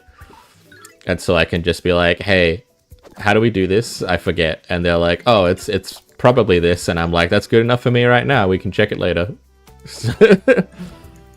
And they'll also remember a lot about previous sessions, or like remind me about plot points I made or foreshadowed and have since forgotten about. And I'm like, oh yeah, that thing. You're right. Let me just figure out what I was doing with that.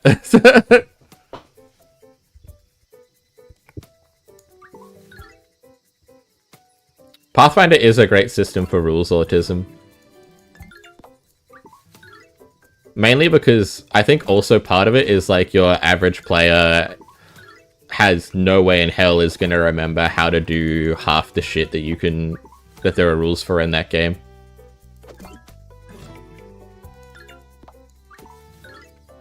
I like Pathfinder. I enjoy it for certain types of games, for sure.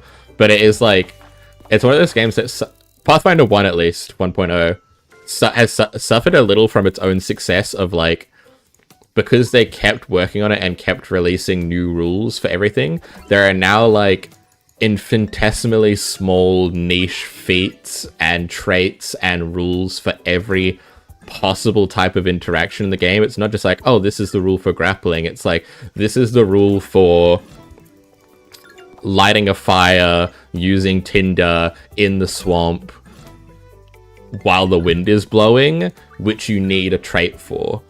Is kind of where the game ended up by the end, because there was just so many official books and official like zines and stuff added to the game that added like traits and feats and subclasses and not subclasses, archetypes and all that kind of stuff, that by the end, like, because every rule technically, no matter how niche it is, somewhere has like a really specific interaction for it that's written down already and is like in rules as written.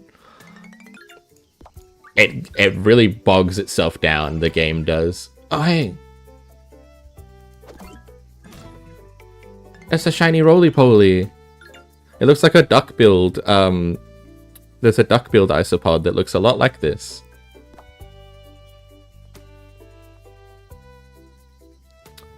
Yeah. Well, I remember the rules when you can make them. So real, though.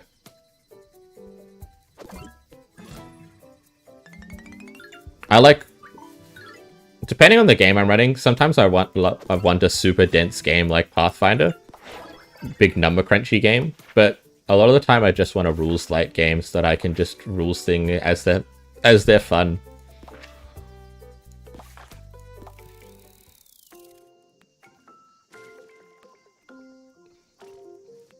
Quadrupeds building 2 lances while charging.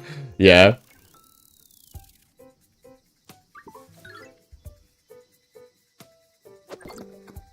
I also like the dichotomy of like whips being useless in D&D, but they were like initially broken as hell in Pathfinder because of a specific set of like feats and stuff involving like, they're kind of like how spears are in or polearms are in D&D 5e, where you can make like you can get like the sentinel feat and stuff and just like prevent anything from getting near you or your friends, or you get to bully them immensely. Whips were like that in Pathfinder 1e initially, and for quite a long time, where you could just make like a no-no zone and you're like, oh, everything within 10 feet of me, I just get to hit a million times and trip them for free and whatever. Yeah, Polar Master plus Sentinel is so strong. Yeah. For sure.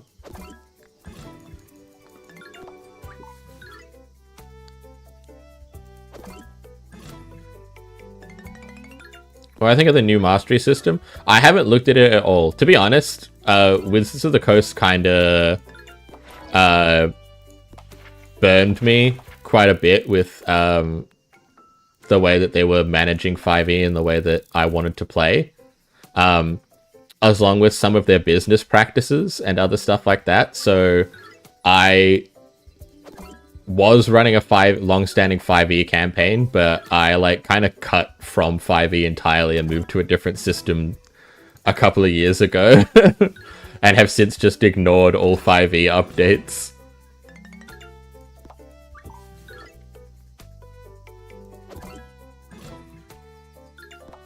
Not powered by the apocalypse, although I do have other games that I run in powered by the apocalypse, because I love the powered by the apocalypse system. How much are you allowed to swear in one message? As much as you want, as long as I still know what you're saying, I guess. And if you get flagged by the bot, that's not my fault. I can always free you from the bot. Powered by the Apocalypse is awesome, though. I love Powered by the Apocalypse. I have several Powered by the Apocalypse-based system books that I really like. One of my favorites is Apocalypse Keys, which is like really high-powered fun. It's about making characters who are kind of disasters, because you're all playing like world-ending level monsters kind of deal, and then you're trying to stop the world from ending, but you're all also on the verge of causing it, so there's like a darkness stat as well. And it's all like high drama and just like, because you all have like dramatic backstories and interwoven with each other. It's just like all like super dramatic. It's very goofy a lot of the time as well. Like it's very, very stupid and very goofy, like all systems are. But a lot of it is also like just getting to really go ham with the drama and just be like, my character just got broken up with, so they're gonna have an emotional breakdown and they're gonna cast 12th level fireball in the middle of New York's Times Square. And kill 300 civilians, and you're like, yeah, that sounds correct. Move your darkness meter up. Explain how this happens, and then your players get to just do that and be dramatic and have fun. Of course, it's a kind of system you only play with players you trust, because it... Oh, shiny! It gives a lot of power to players, so you don't want to do that with like power gamers or meta gamers who are just doing it to be the best and not doing it to have fun and, you know, tell a cool story with your friends. But my players are good. I very easily trust them with that. They have never done anything.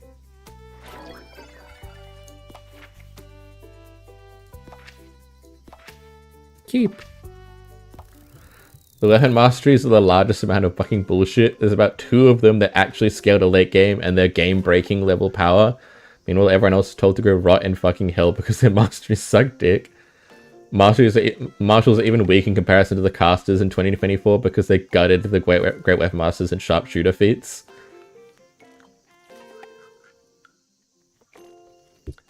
That's super fair. That doesn't sound ideal. There was already balancing issues with the Great Weapon Masters and the Sharpshooter feats, so maybe they overcorrected. Because they were kind of mandatory feats that made you drastically outstrip anyone who wasn't using them. And Wizards of the Coast is like king of overcorrecting balance changes by a mile. A lot of 5e is like overtuned in a response to, or oversimplified in a response to how broken 3rd edition was. And how poorly received 4th edition was. So a lot of 5e is like exactly that. It's them overreacting to previous mistakes. And then overtuning it. Not that I dislike 5e as a whole. I had a lot of fun with it. If I could choose, I'd want a system which is insanely granular in role-playing, but simple in approach to how you execute combat and gameplay interaction. Yeah.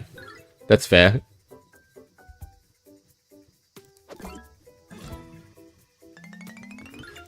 Yeah, see, that sucks. That's like such a garbage position to be in. Those feats shouldn't be mandatory. They should just balance it better. But making them non-functional and then not providing anything to replace the spot they were in is ass. They're mandatory not just because you'll outstrip you'll fall behind if you don't take them. They're also mandatory because if you don't take them, then your class is too weak in comparison to casters. Only in the mid to late game though. And I can kinda... They should do better. I'm not gonna make excuses for them on that behalf. they should do changes and bounce testing, but I can get why it's the least of their concerns, because like the statistics show for most, like over 50% of games played in D&D end before level 8, and then like games that go past level 12 are such a minority. You're like really looking at like 10 to 20% of players are playing games above level 12. And even that includes players who are just playing one-offs and campaigns that started there that still don't run for very long, kind of deal, you know? It's just really the minority of players are playing in that mid to high level of play.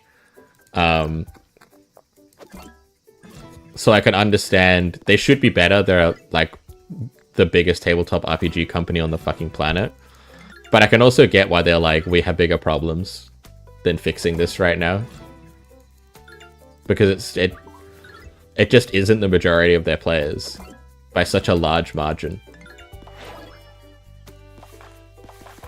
On the same hand, indie devs who don't have an entire multi-billion-dollar company behind them can do it, so they should fucking be able to do it.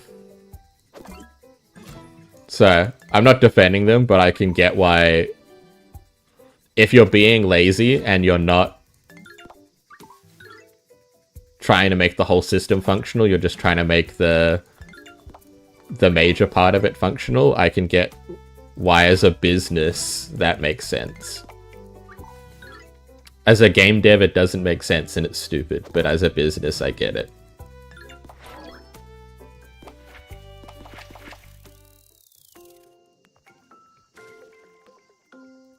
Yeah, that's really rough for Marshalls.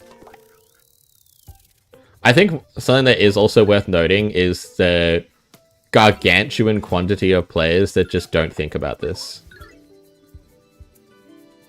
That just pick Ranger because they like having an animal companion and have never thought further than that.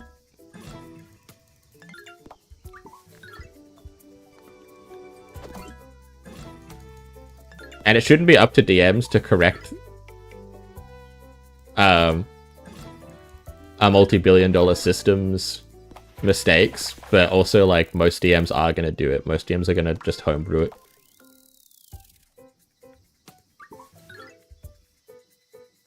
They'll just be like, oh, my party wants to play Ranger and all this other stuff, but they kind of suck. I'm going to nerf monster HP or take off the ride-along effects on the hits and stuff like that. I'm going to try and rebalance the encounters as they go. So that my friend who's like a uni student or a middle-aged dad playing D&D on their time off can just like pick Ranger or Fighter or whatever and can just come and play the game and not stress about it. And that's still not an excuse for Magic the Gathering. Or Magic the Gathering, Wizards of the Coast.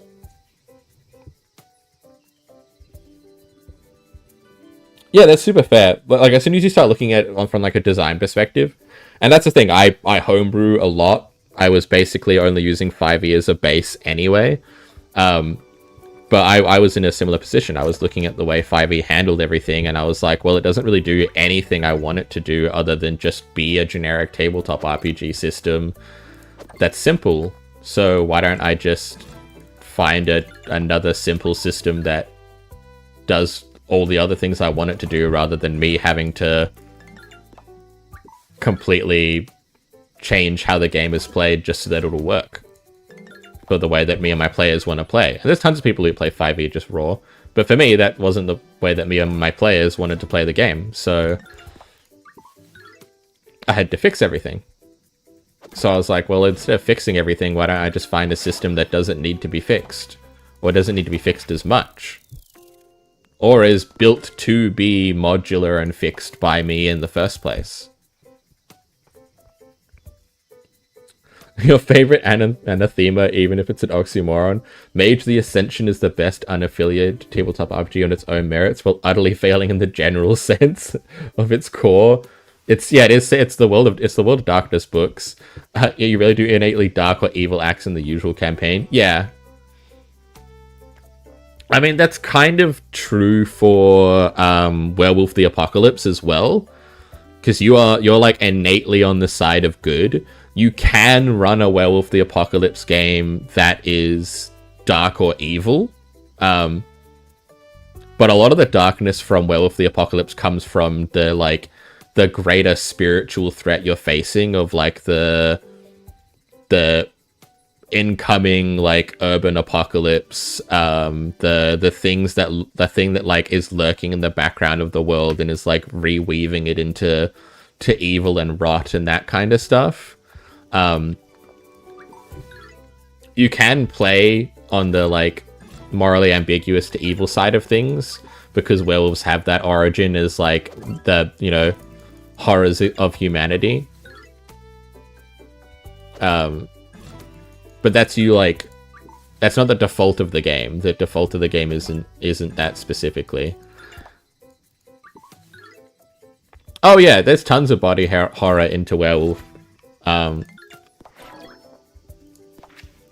The way that the things are described in the book in terms of both your transformation and also the types of things that you face and what the spirit world, whatever it is, and the creatures involved therein and what they do to humans and what they try to do to you is extremely body horror.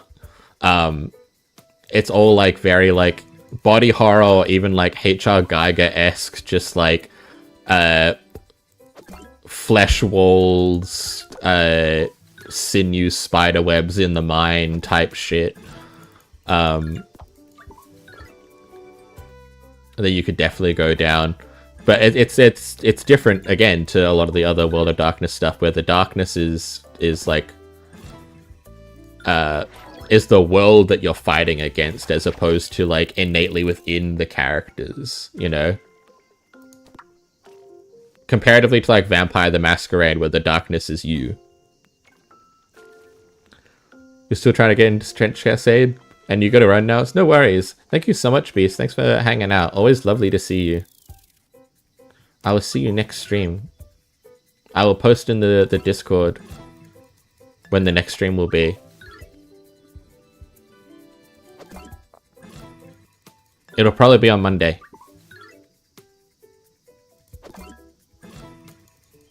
Because I'll take tomorrow to rest because I'm still recovering, but I wanted to stream already because I didn't get to stream for a while.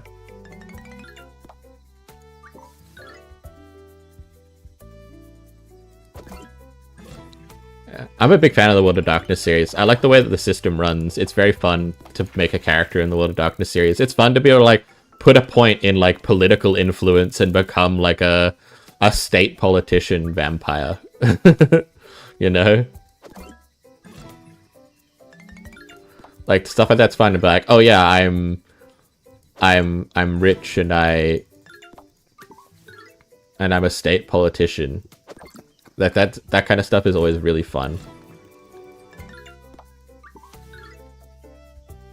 That freedom of player creation is one of the best parts of the World of Darkness books. You thought the Mind Mages were the most insidious? The Fae is too hilarious? That's super fair.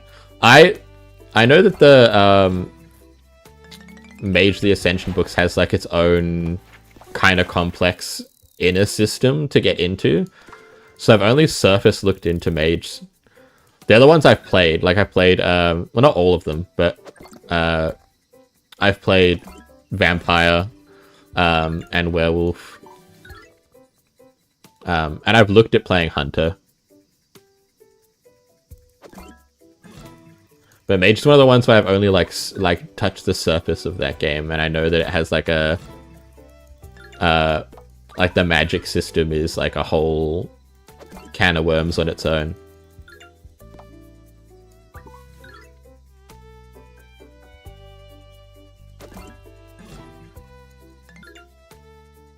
Yeah, Changeling also seems intriguing. I agree. That was another one that I was looking at because it just, yeah, it like has its own... Like a lot of the World of Darkness stuff is like innately connected with the other worlds, even if the power scaling is different. Like werewolves can interact with vampires, but innately as part of werewolf, they're like, yeah, werewolves are so powerful, they're gonna rip through most vampires like tissue paper. Not all of them, and it's not like you're completely... It's not zero risk to go fight vampires, but like one vampire is, for the most part, not going to be a threat to you. But they still interact, those worlds still interact, whereas Changeling kind of has its own specific stuff going on. It doesn't really interact as much with the other World of Darkness, like, cultures or identities. I mean, it does, but it does for its own purposes, you know? It's not interconnected like the others. The whole point is to be separate and to be unidentifiable. Also, do your own fear of identity theft. That's fair. I mean, that would be some exposure therapy, I guess. To roleplay as a for real supernatural identity thief.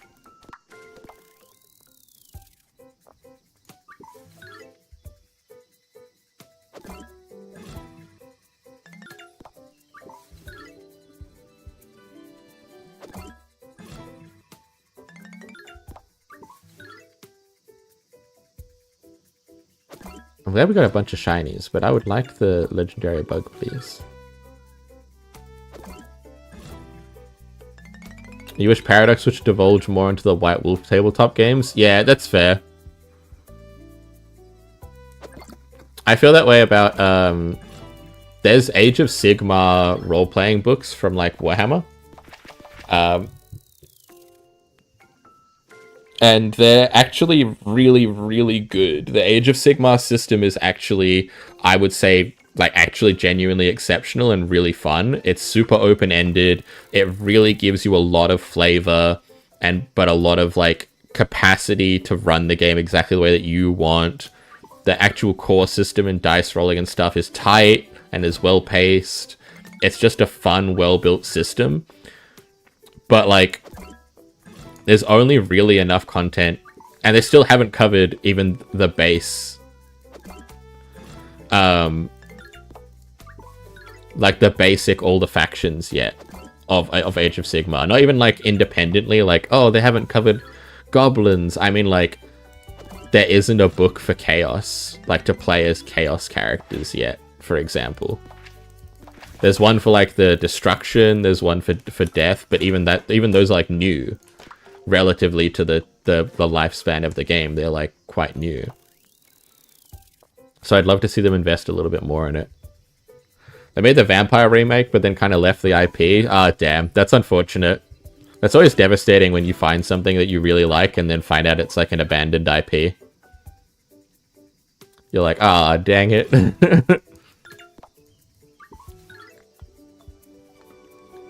It's like finding like a great manga or a great fanfic and then reading all of it and then getting up to the last page and being like, oh, that's so great, I can't wait for the last update. And then you look and it's like last upload like 2023 and you're like, oh.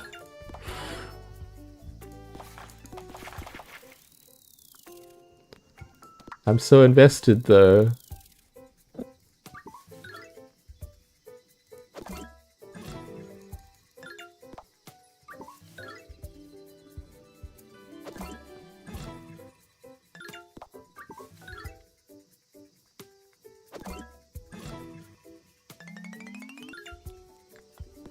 I love the Skaven. I love the Skaven. The dwarves are fun. They're just like, they're like the most generic fantasy dwarves, but taken to an extreme. I think they're a lot of fun, and a lot of the dwarven like heroes and stuff are fun characters. They're very good at making iconic characters. It's a big thing.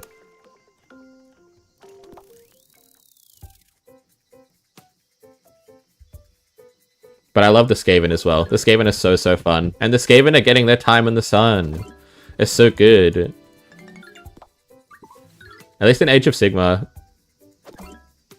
Because they technically exist in, like, other capacities, but... the whole like current story beat in Age of Sigmar is about the Horned Rat becoming a full Chaos God. So now the Pantheon in Age of Sigmar is the Pantheon has extended. It's 5. It's not just the 4 base Chaos Gods. It's the 5 big Chaos Gods, because the Horned Rat has actually made themselves into part of the Pantheon level of power. And so now all the Skaven are pouring out of the woodworks, and the world is warping with like Skaven rot, basically, in some areas. It's great. Yeah, that's true. Time in the sun, maybe not the best. They do want to just live in dank, dark caves and snort warpstone.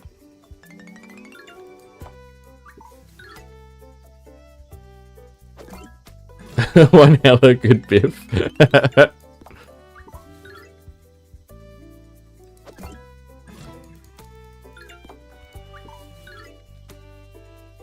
Yeah, I love the Skaven. I think they're so fun. They're just so goofy. All their models are really fun as well. You went to a board game store recently, and the shop worker, not owner, compulsively info dumped Warhammer 40k lore unprompted for an hour. Dude, that's the experience, for real. Unprompted is crazy. But also, that's definitely the experience of you being like, you're just like in the Warhammer section, and you're like, they're like, oh, are you interested in getting some models? And you're like, oh, kinda, you know, I like these rat dudes. And they're like, that's the Skaven. So they do this, and they have Warstone, and they worship the horned rat. And then they just like get into that for an hour, and they're just like keying themselves up.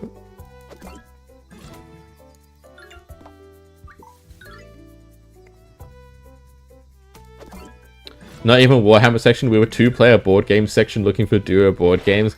Dude, that's so rough. You're like, haha, that's cool. What do you think about... What do you think about this? What do you think about... I was trying to think of a 2-player board game. God, what's it called? I have one in my brain that I can imagine. Cosmic Encounter Duel. Gloomwood is also good. I was thinking of the 2-player version of Cosmic Encounters. I had like the box was like floating in my mind palace.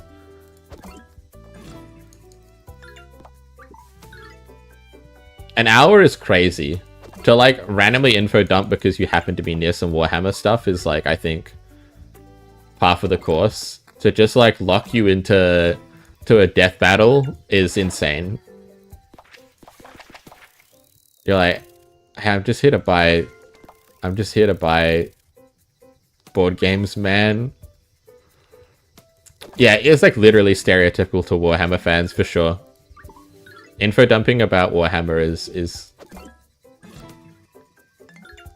I didn't see the Wingspan board game but with dragons. I got excited when they did an Oceanic Wingspan. That's awesome. That is super cool. I still haven't actually played Wingspan. It's on my list. Because, like, everyone talks about how great the game is and how you need to give it a try. But I just haven't gotten around to buying it. I don't get to run as many board game nights anymore. When I used to live in, like, a house of 4 people and we were all just, like, nerds, we would just play video games and board games together. All the time. But now it's like a little bit harder to organize. So I haven't done board game nights in a while. Because the type of board games I like are... A card game night gets run here. Tonight even. Like every week. But I'm not big into just straight card games. Or like Yahtzee. And a lot of the board games I like take a little bit more time. So they're not really appropriate for just a card game night.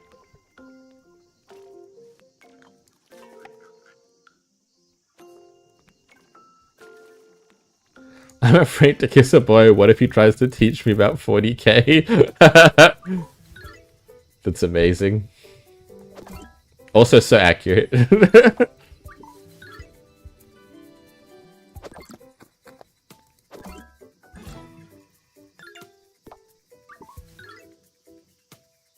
Get a girl back to your apartment. You walk in. She's like, oh, what are these figures? Me, like Arthur, clenched fist, trying to hold it in. Oh, those are just figures I collect. Let's just move past it.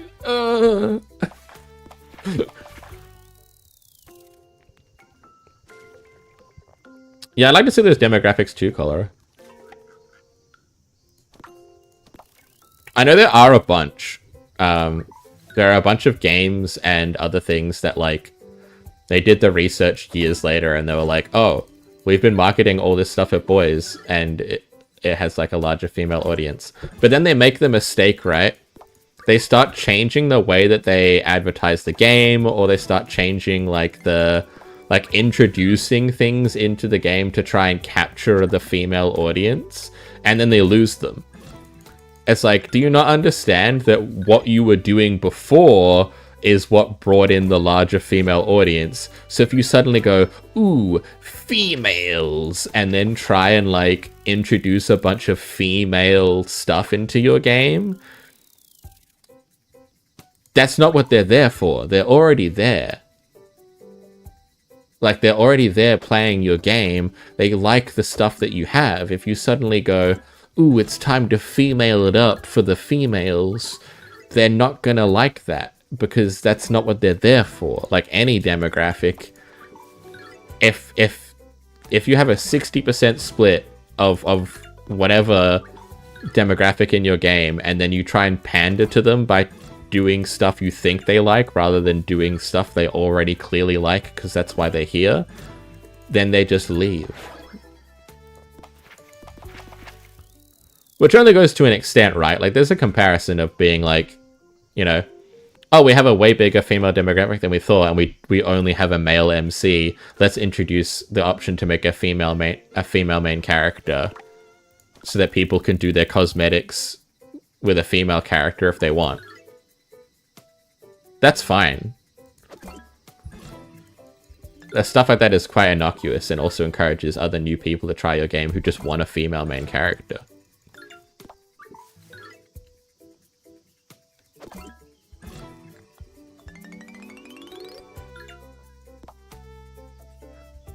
This is why you like Naruto so much, even as a lad, having strong gals and women who disapprove with the whole patriarchy? Yeah.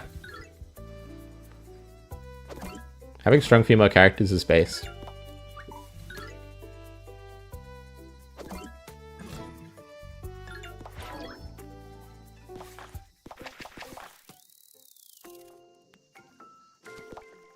Okay.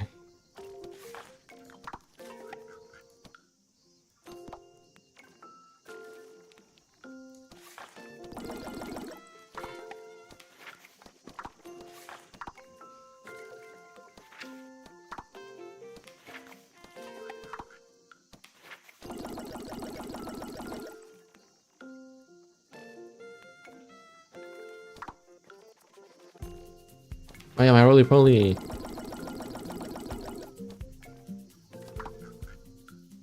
Oh, it's way up there. Okay.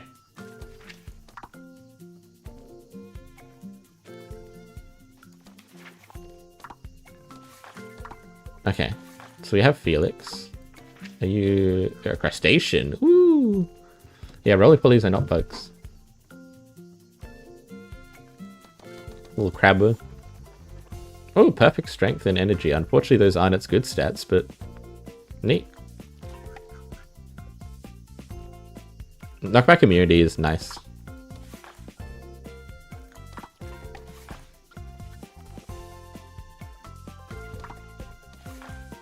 I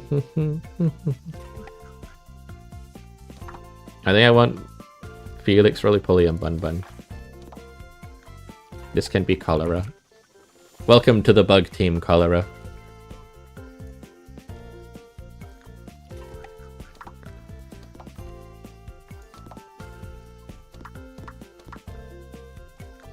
Let's see what we can do. Our defense is super high.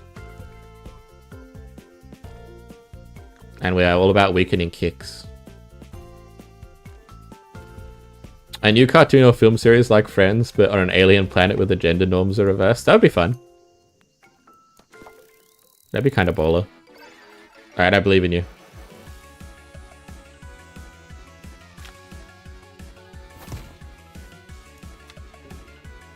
Oh, why do I do that now?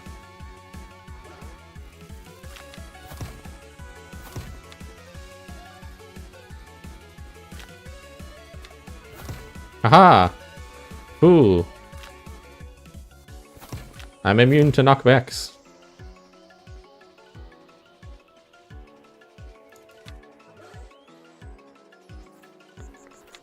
Go. Oh, no.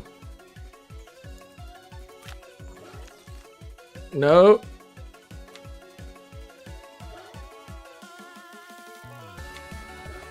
I think I fucked it up.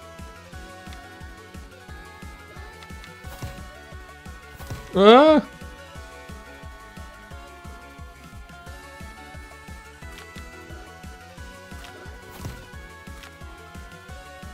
We're immune. No, my immunity. So close. Damn, you're tough. Let's go again. I believe.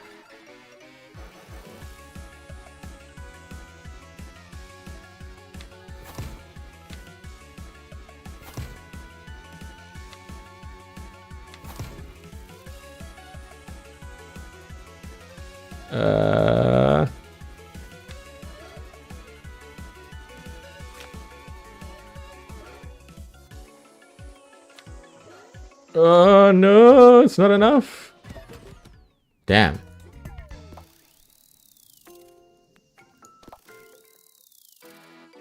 Interesting.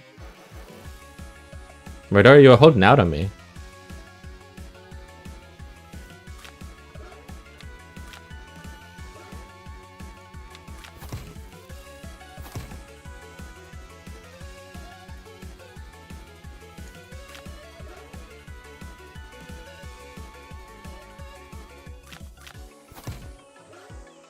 Whoa.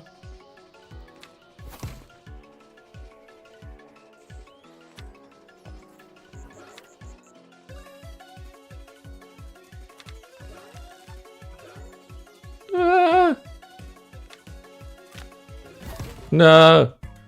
Damn. Okay. The full defense strat doesn't know. What's your shameful giddy moment in books and graphic novels? Please, I'd love to know.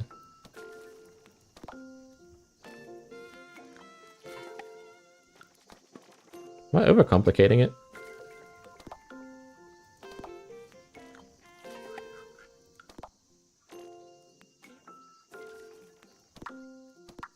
Maybe I'm overcomplicating it, and it just needs to be this.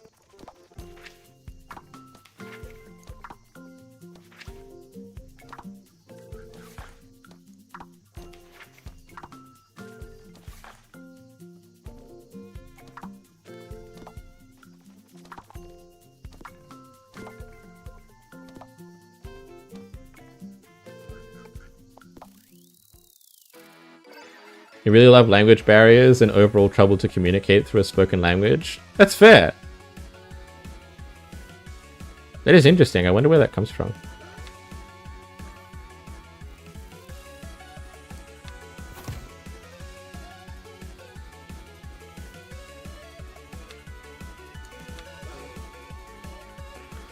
I think I need a thing to clear them of stats.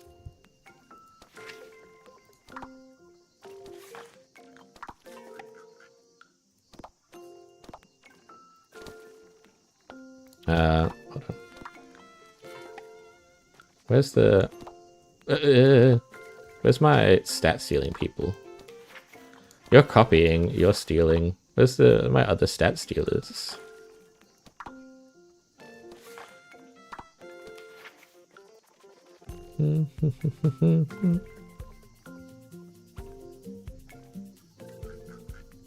Yeah, I agree. It's also kind of interesting because it can build characters in different ways until the language barrier is maybe resolved at a later point.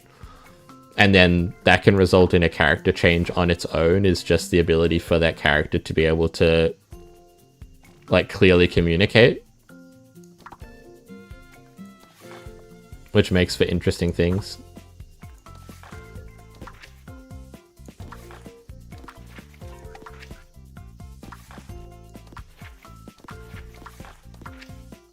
There you go, Weevil. Stops opponent's effects.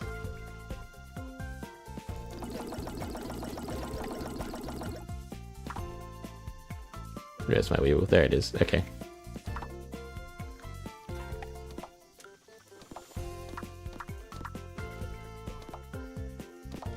Our defense is super low. Okay, we need a big defense bug. Defense. Felix.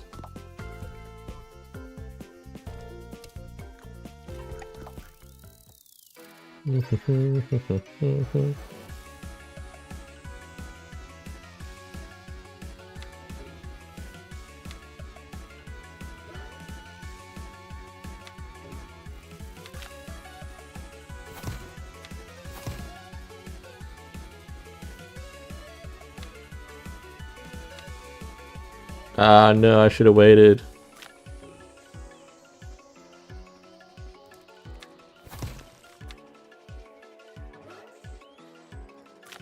That's ours now. No. Damn. Offer one of your fleetingly few vacant Discord server slots to me? Thank you, I appreciate it. Welcome, welcome. Welcome to the bug basement.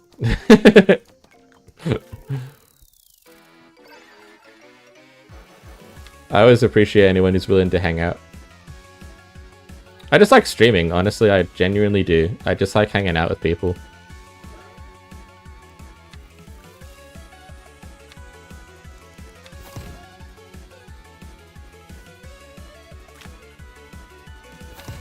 Oh no, that was enough. No, I thought I had just enough leeway. This team can do it, I believe in them.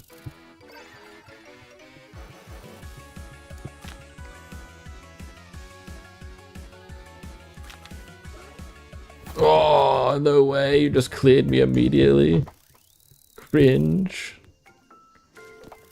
We have an ad break in 2 minutes. Unfortunately, I have snoozed it as much as I can, so it will play.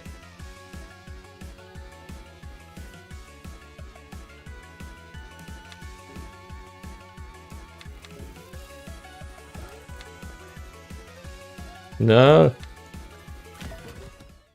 Damn it, I had the beetle boost. Give me it. Go again. I just need to steal the right buff.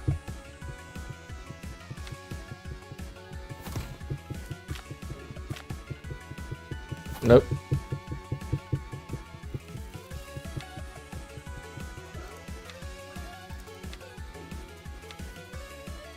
No. Damn it. I just need to get the right buffs to steal. I believe. I believe, I believe, I believe.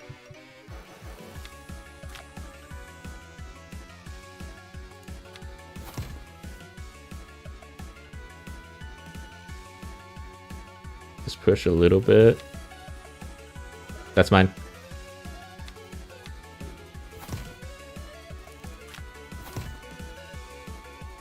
Big push.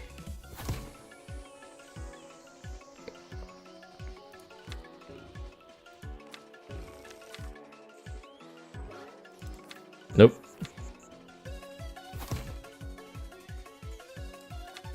No. Nah, we almost had it.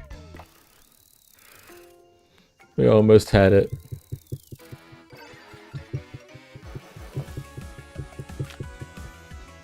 Oh my god, all threatens. Okay, this is bad. This is really bad.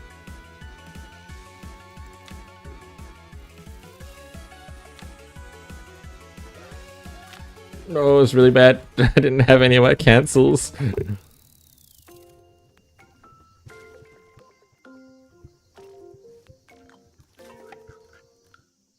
I believe, I believe, I believe. Okay, hold on. We're clearing. Give me all my beetles back.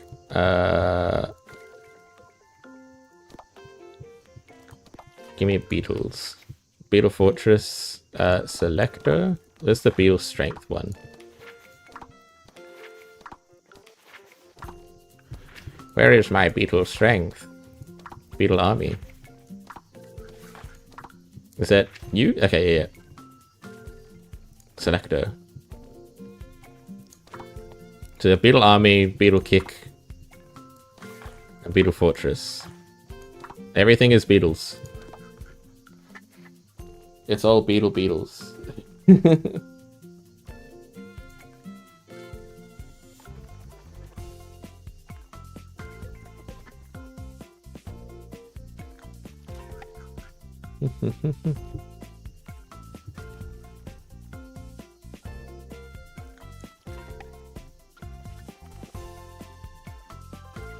Okay. That's okay. I saw. I fixed it. You're all good. I fixed. Oh wait, no, we're in an ad right now.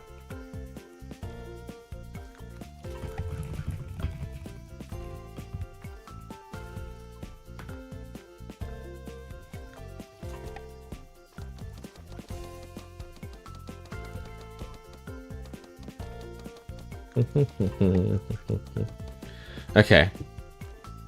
We just need to... We're like pretty even stat-wise. They're slightly better than me. We have the same bugs. So they just have better versions of the same bugs I have.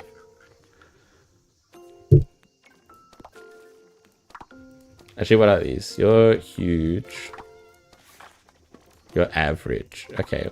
We need a better Atlas and better Hercules.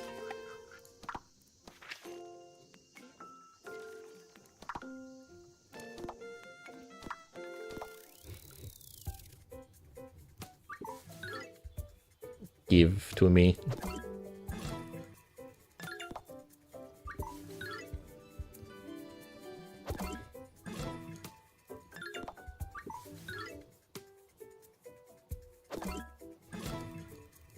Give. Ooh, yeah. Damn it. Small. Give me big bugs. Big.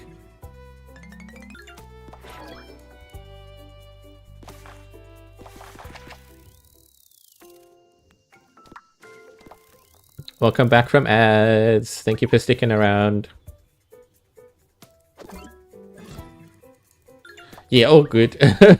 I had a feeling. It's been like probably a 30% catch rate. Like a third of the people coming into the server. I maybe need to change it because it's catching probably about a third of the people coming into the server.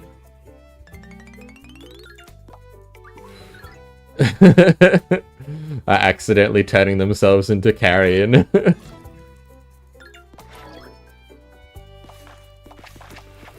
So I think I need to reword it so it's a little clearer. Usually very obtuse but well-meaning. Well, welcome. Glad to have you.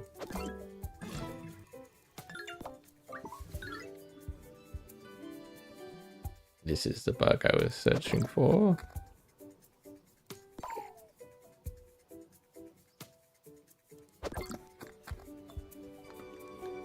I just need a bigger version of this bug. Ah, that's a small version of this bug, you son of a...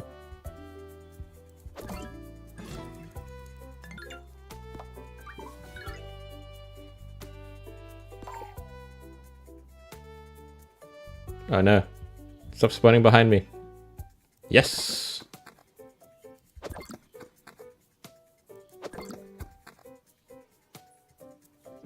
Oh, nice.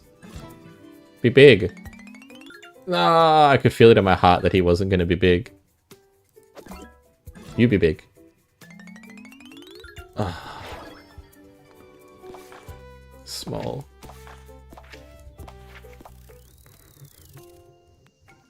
No, we're just going to go for it. We have a shittier version of Midori's team. Let's go.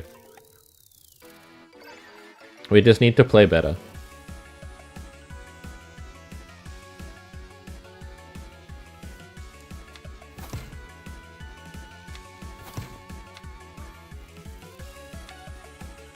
Ah, shit.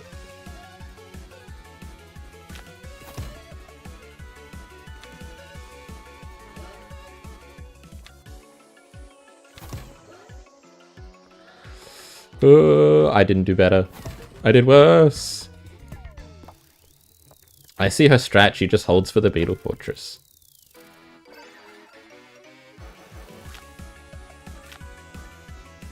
All I have is kicks. The bug lasts for Twilight Princess. That'd be kind of awesome.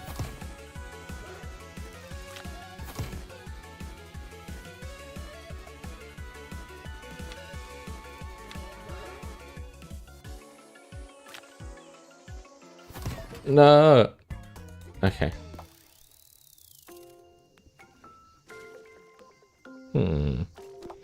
Oh, a different team. What about an energy team? We only have small and tiny ones. No.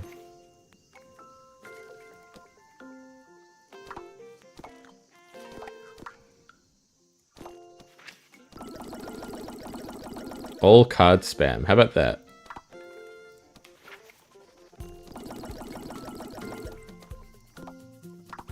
Just a bunch of card spam.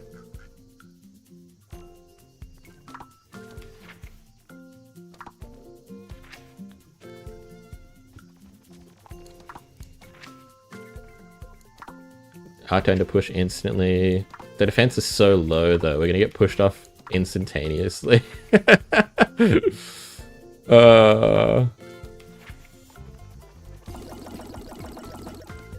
Fuck it. Let's see if we can just keep it off with just spamming cards. That'd be kind of funny. Look at our energy, it's insane. Our other stats suck so bad. It'd be funny if we could win with this team, to be honest. I don't think we can, but it would be funny.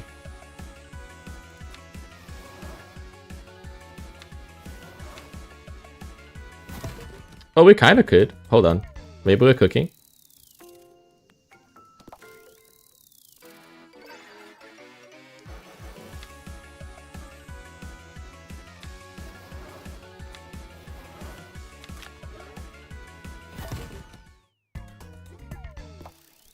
If I can get the "it's your turn to push instantly" card, that would be funny.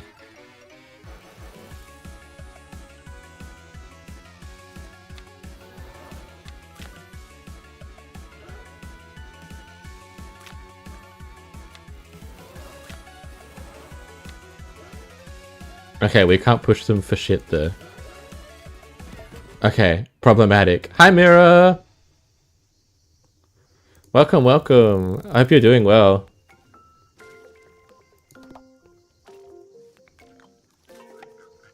Your unofficial persona is a mite/tick. Okay, I can understand that vibe. I've also spent a lot of my life living off of government funds because of disability and otherwise. So I understand the vibes. I get that feeling.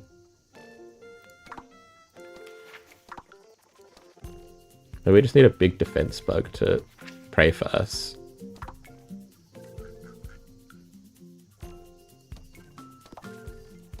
Who do we get rid of? Get rid of this mirror because we have another mirror already.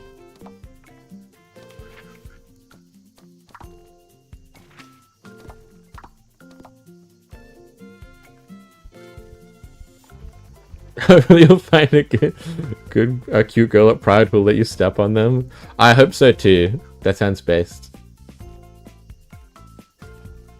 And going gothic? Hell yeah. It is getting better. I'm glad it's getting better, Cholera. I'm very glad to hear that.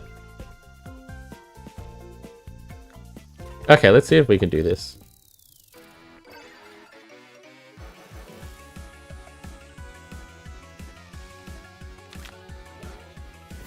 Nope. I did the wrong card. Dude, she's so much stronger now. It's crazy.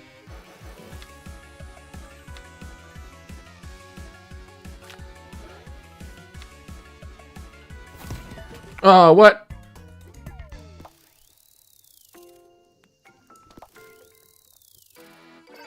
Someone stole all your makeup? That sucks. That's tragic. I'm glad that you got new makeup.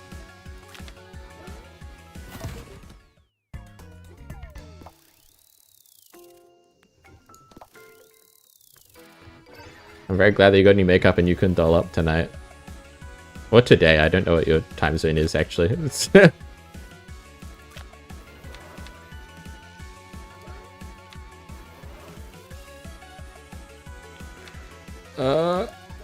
No time for that, it's my turn to push.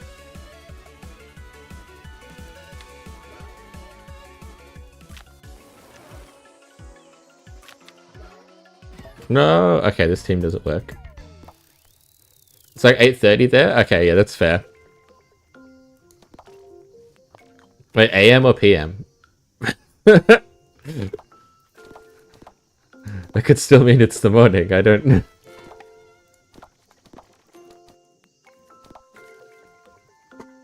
Wait, the diving... Why is the diving beetle so high?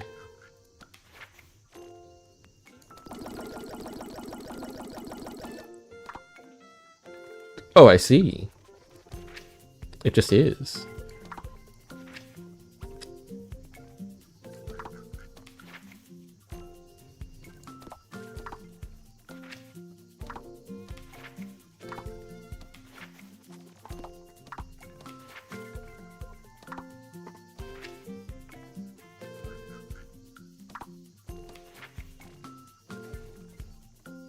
I got knockback immunity.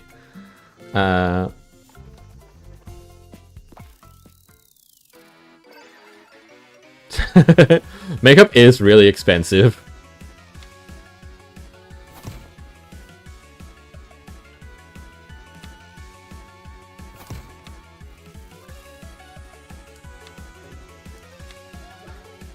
No, I got bad cards. There's your ex and they're being spiteful. That's cringe. That's cringe behavior.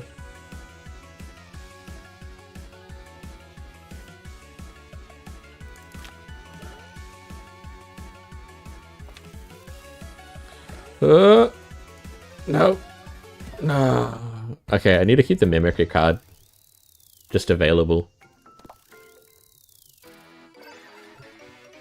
Who knew I would have to try so hard at this beetle battling game? I got through the main game so easily.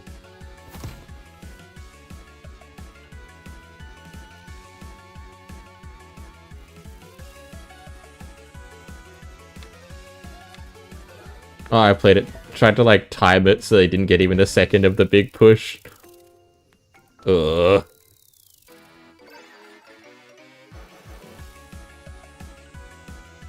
Good.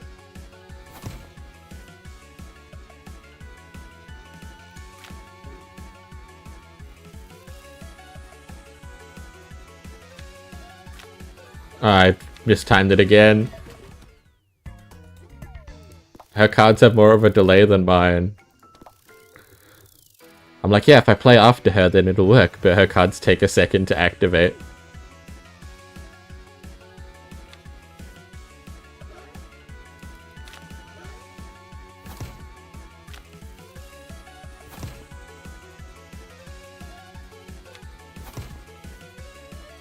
No, this is so bad.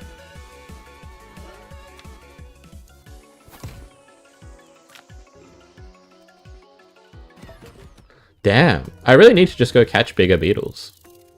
Because mine are all average, and she's got like huge beetles. Because even when we use the same beetles, her stats are way better than mine. I need to go farm beetles. And also get the legendary. But I think we'll call it there for tonight. We'll call it here for Kabuto Park for now. I might do like bug grinding off stream. You know, and then I'll post a screenshot in the Discord if I get the legendary bug by accident so we can share it. We will return to defeat Midori at her strongest, but I think like this is at the point where I need to like literally go, like it's like Pokemon, I'm like grinding IVs to get like a catch an Atlas beetle that has a maxed out defense stat or whatever for its species kind of vibes. Which will be here for hours and hours and hours and hours just grinding bugs. So I think for now we'll call it for tonight because I'm still easing myself back in.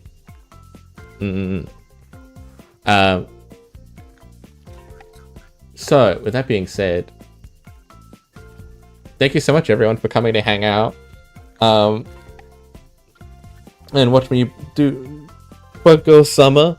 I'm setting up a bug terrarium game for the BRB screen, so that'll be set up tomorrow, and be ready for the Monday stream. So then we'll have a little bug terrarium game that we can run during the BRBs. I'd love to find a way to set up Twitch integration or like hot mapping where you can click on the screen so that you can feed the little buggies and stuff. So that should be fun. Night Night Rig, we love you, girl. Thank you. I love you guys too. I really enjoy streaming a lot, and I missed you guys while I was off sick. For the literary folks, would you lot recommend that I read Lolita? Yeah. Same thing as Mira said. There's a lot of better books in the same sort of genre. I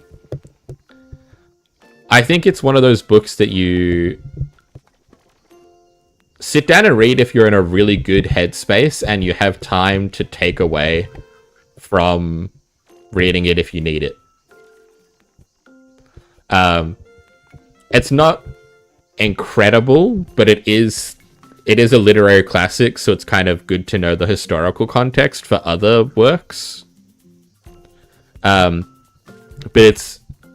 it's like really genuinely like upsettingly written.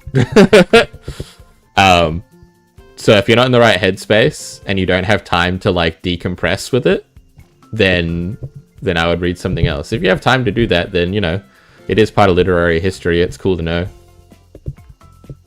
where a lot of other books get their stuff. Not a lot, but things in that genre. Alright, we're gonna find someone to raid real quick. Please. Just want to check if it was goated and famous. Yeah, that's fair. Yeah, it's one of those books that's, I think, it's a rough read and it has aged a little bit poorly. It's worth reading if you have the time and mental resources for it, but otherwise there are better books out there. Yeah. I wouldn't put it in like a top 10 or anything like that, or even a top 20. I think you'd be pushing it. Alright, let me see what I have online that I can raid into. Let's raid Miramore's. They're doing Monster Hunter Generations Ultimate, which I really like. Monster Hunter Generations Ultimate bangs.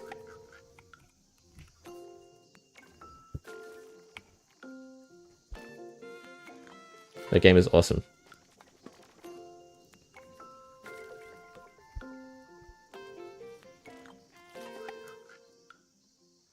Hell yeah. Perfecto. Alright. Thank you so much for... Yeah, the way the Allura Culture reshaped the story is really, really gross. It's fun context for what people decided to read into it, but then you read the book and you're like, this is nothing like people said the book was like at all. What the fuck is this? What is going on? Alright. Bye everyone. I'll see you on Monday. I'll post in the Discord and on Twitter. Please follow me there. Join the Discord if you feel like it. Give me a follow here on Twitch if you want notifications so you know when I'm going live, but I'll also be posting on Twitch, Discord, Twitter and Discord. The follows help me out, and then we can catch up on Monday where we'll be playing a brand new game. New game entirely. So I'll catch you guys on Monday when we do that. Alright. Bye bugs. Bye.